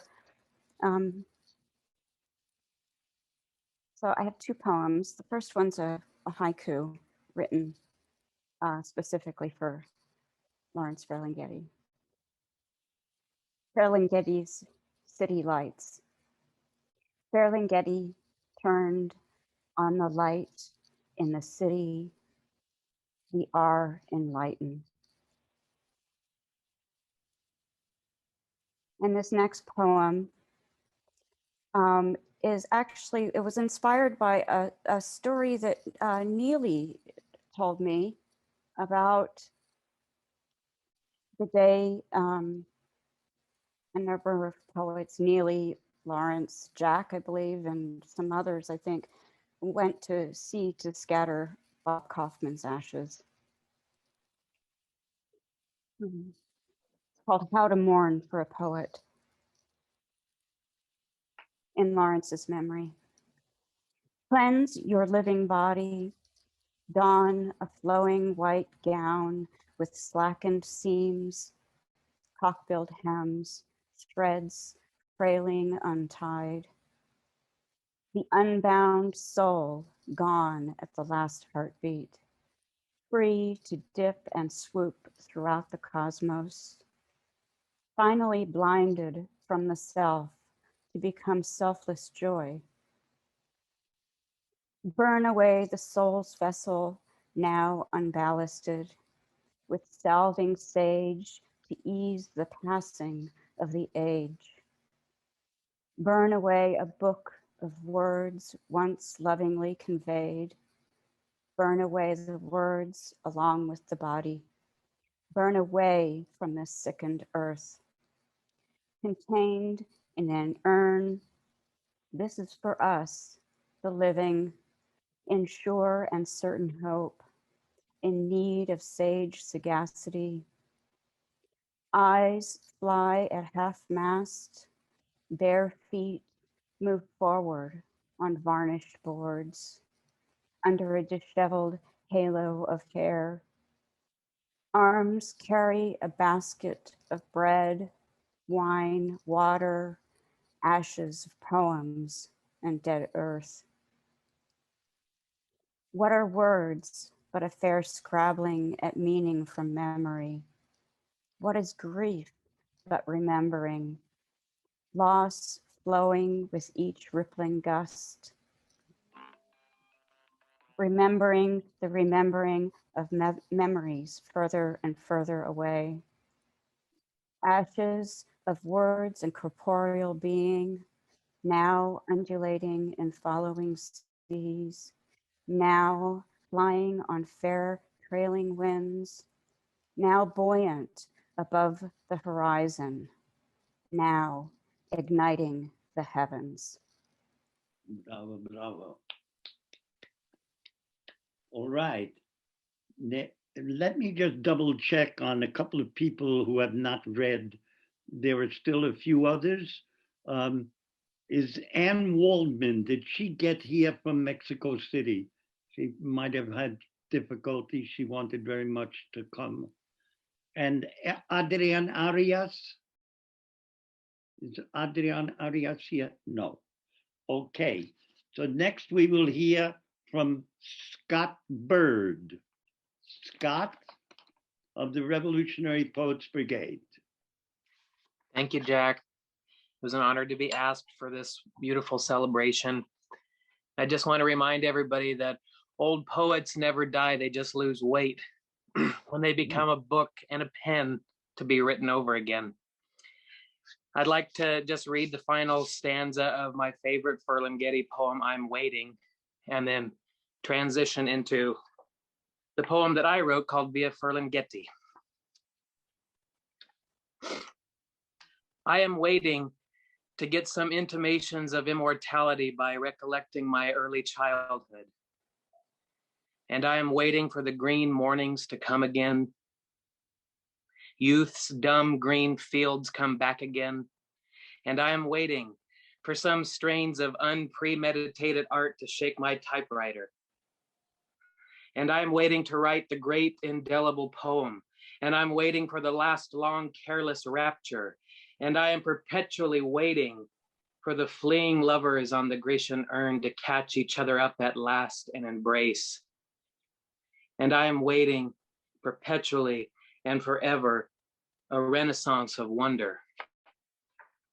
Along Via Furlinghetti, he began so many, as Jack has said. He helped begin me. It is not hard to comprehend the magnitude of now, to be here where it all began, celebrating the life and legacy of the man who helped bring poetry to the streets.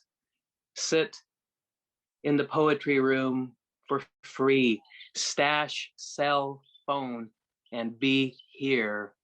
Now and then, you wait no longer for the rebirth of wonder. It awaits you. Come down on the poet's chair, riding on city lights and sit a while. Push pen on page, piano keys, rain paintbrushes on grainy sidewalks. I have read his challenges to young poets. To be a poet at 16 is to be 16. To be a poet at 40 is to be a poet. To be a poet at 101 is to be Lawrence Ferlinghetti. Thank you. Bravo, bravo. Next, we'll hear from another brigadista. She's just published 2 books of poetry, in fact. Karen Milanda Magoon. Karen? Oh, hello, and thank you. It's such an honor to be part of this incredible, magnificent tribute to an icon really of the world, not just San Francisco, but we are memorializing such a great spirit. I chose a poem that Bobby Coleman had asked us to come up with a reflective poem on a poem by Lawrence Ferlinghetti, and I chose remembering in Golden Gate Park that day. And I found it was just incredible how the small scenes reflect the world, and even the most ordinary plots and props reflect our own somewhat ordinary lives. And the props like suspenders and flutes and birds, all the different perspectives, just encapsulated in a small moment. So I'm going to read his in Golden Gate Park that day, and then my reflective poem on that, with a great tip of the hat to this great, great, great man. In Golden Gate Park that day, a man and his wife were coming along through the enormous meadow, which was the meadow of the world. He was wearing green suspenders and carrying an old beat-up flute in one hand, while his wife had a bunch of grapes, which she kept handing out individually to various squirrels, as if each were a little joke. And then the two of them came on through the enormous meadow, which was the meadow of the world. And then at a very still spot where the trees dreamed and seemed to have been waiting through all time for them, they sat down together on the grass without looking at each other, and ate oranges without looking at each other, and put the peels in a basket which they seemed to have brought for that purpose without looking at each other. And then he took his shirt and undershirt off, but kept his hat on sideways, and without saying anything, fell asleep under it. And his wife just sat there looking at the birds which flew about, calling to each other in the stilly air, as if they were questioning existence or trying to recall something forgotten.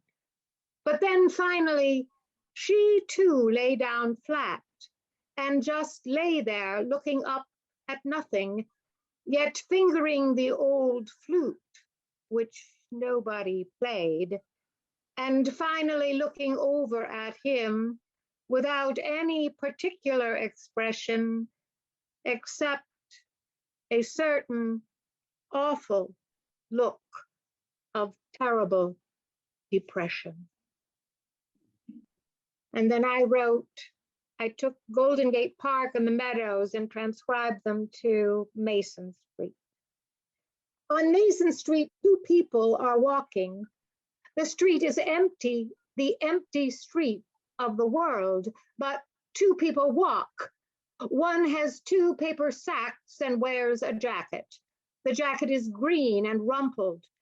The other is dressed in gray shorts and a black sweatshirt. She, it looks like a she, is carrying a bunch of grapes. The street is empty because of a virus. The people are masked. I look down the street from a wire like a trapeze artist. I think I could look up at the street from the gutters as if I were in a river under the world observing a different existence. The person, an older man, sits on a curb with his paper sacks, as if the curb has been waiting for him to sit on a curb in a street, which is the middle of the world. He does not look at the woman. The woman pushes her mask up, eats some grapes, and passes them to the man. She stands and looks at the pigeons who are fluttering and cooing as if they were unsure of their purpose or had forgotten something. She picks up a sack and takes out crumbs, bit by bit, to give the pigeons, as if each crumb were a little joke. He eats some grapes, opens a sack, and puts the grape stems inside. She sits beside him with the sack. They do not speak. They do not speak. I watch them from my perch. Suddenly, the woman laughs. I see green suspenders walking down the street with no one inside. The woman cannot stop laughing. The laughter is hollow. The green suspenders continue to walk. The laughter continues until she looks at the man without any particular expression, but a certain awful look of terrible depression. The green suspenders disappear, carrying a folded mirror. Bravo, bravo. Thank you, and thank you for the inspiration and for this wonderful group. Thank you. All right, next we will hear from David Volpendesta. David? Let's see. I'm here. He's here. Go ahead, Do you David. hear me? He's Yeah. here. That was a Yeah. wonderful Okay. poem. All right. I'm going to read this for my newest book from Vagabond Press, and the first book poem is Forbidden Psalm to Lawrence Ferlinghetti. And I'll read part of it. The wind is a dear companion. It holds my hand and whispers to me, and I hear your voice laughing on the sea as I try to navigate the dinghy of the word over the arching and melodious waves. My friend, poets are so blissfully naive, believing that poetry will speak all existence. They know it. They know it's no. They write it knowing that the truth is silence, and it can never be realized by talking about it. Runes are strewn over sea and land in ancient signs and mystic symbols. The disciples of the alphabet know that the letter is in plain sight, but is invisible to all except the wise. Feel the wind swimming in our hair. Feel the salt spray tingling our feet, our skin. The waves crash over and thunderously over again, throwing torturous crown onto the proud, but your whirling dinghy is balanced on a wave and a prayer. The storm is urging me to say goodbye. Calm it down so the long sail will be downwind as darkness slips over the sea and the sails fluff against the side of the dinghy. As you fumble with your rigging knife, and as you fumble with your rigging knife, and it splashes into the ground, into the water, until all is suddenly becalmed. A pen appears in my hand.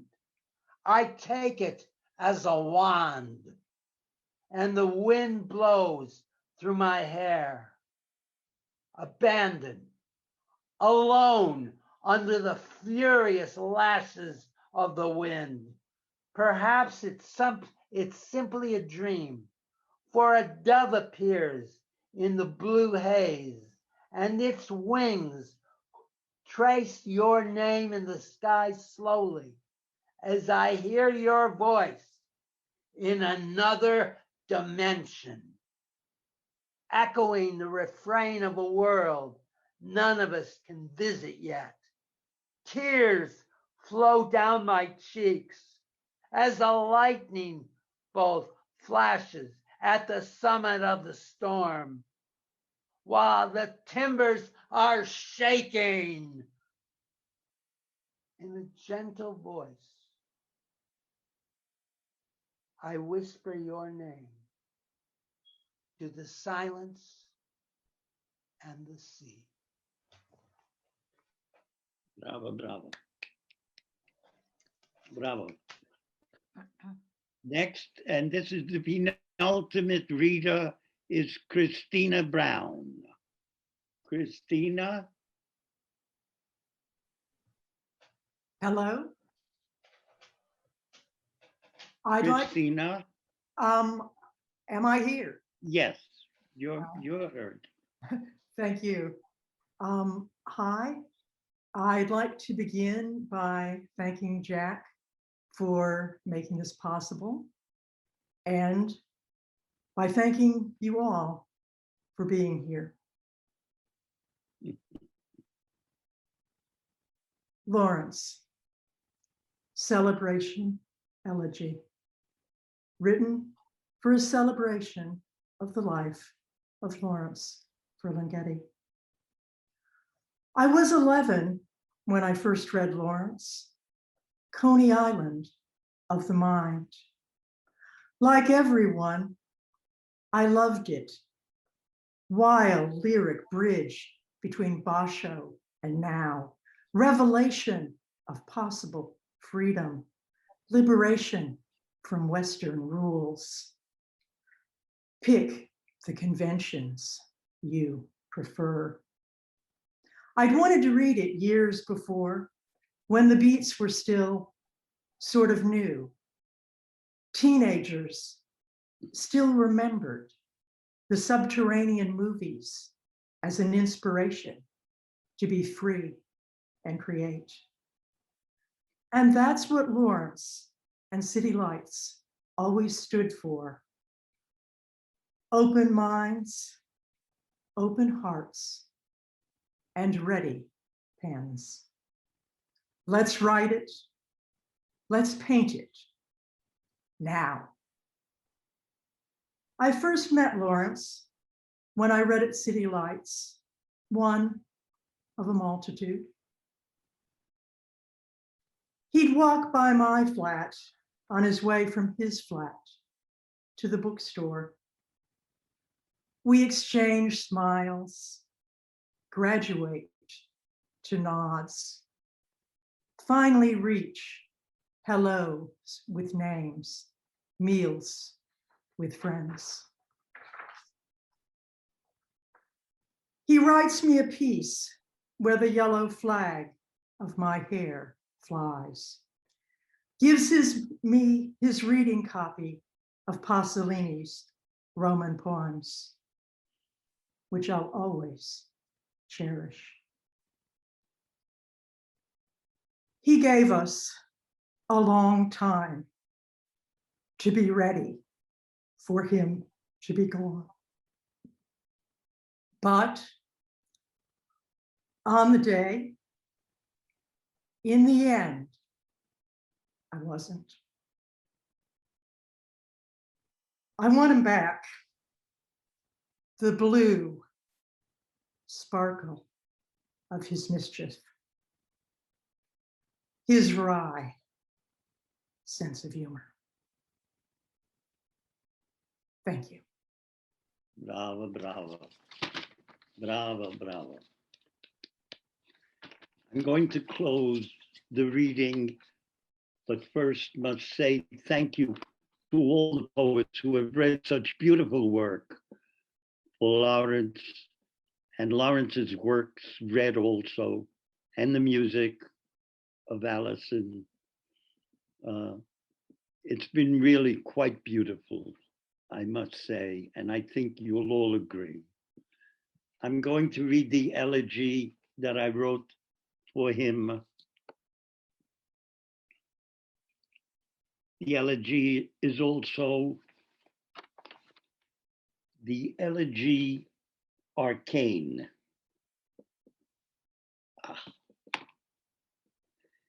And it's for Elaine Katzenberger, who many of you know already, who has modestly been leading City Lights for many years since Lawrence has been confined.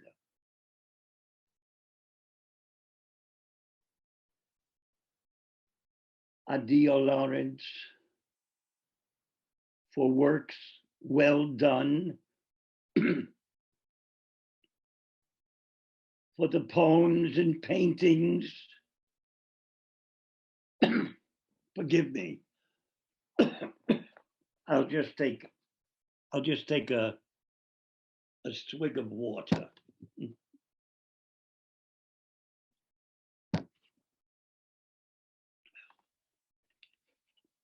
And I think I need to just put my glasses on.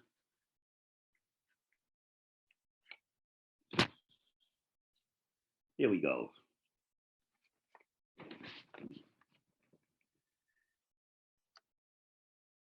Addio, Lawrence, for works well done, for the poems and paintings and the stands taken for causes in need of spreading the word.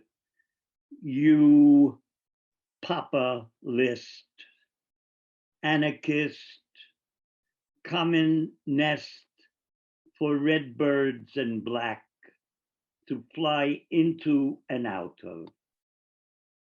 You've long been honored, and now that you belong to what ages we all are left with in this holocaustic pandemic for us all, we know that your passing has left the world angelically filled with the light of all you've been, a fighter but reticent, a righteous warrior but gentle of spirit.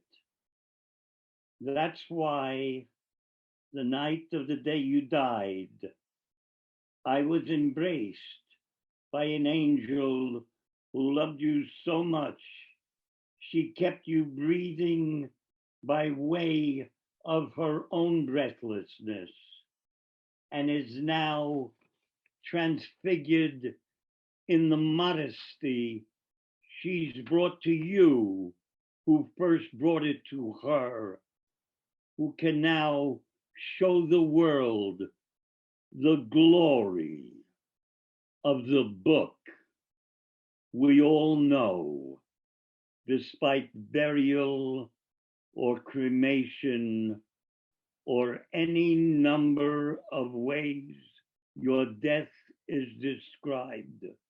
The book, which is opened at the cover and into which depths you are lain, not to be buried at all, but to be read and read and read. Thank you all. Thank you all. Thank you, Jack. Grazie, Jack. Thank you, Jack. Thank you. Thank you. Grazie, Jack. Bravo. Bravo, Jack. Thank you, Jack. Thank you. Thank you, Jack. Thank you. Thank you. Viva Burlingetti. Viva. Viva. Viva Poetry lives. Viva. Viva Jack! Yeah. Ciao! Salve tutti. Ciao da Udine! Ciao, Jack. Ciao, ciao Rocky! Grazie per la serata! Ciao, Jack Eggy. Ciao, Ciao, Eggy. Jack. Thank you, Lisbeth! Woohoo! Ciao, Lapo. Ciao, Lapo, Sara. ciao. Mille grazie, mille grazie. Ciao, Alexi. Thank you. Grazie Jack. mille. Ciao, ciao. Grazie, Be Jack. well, be well.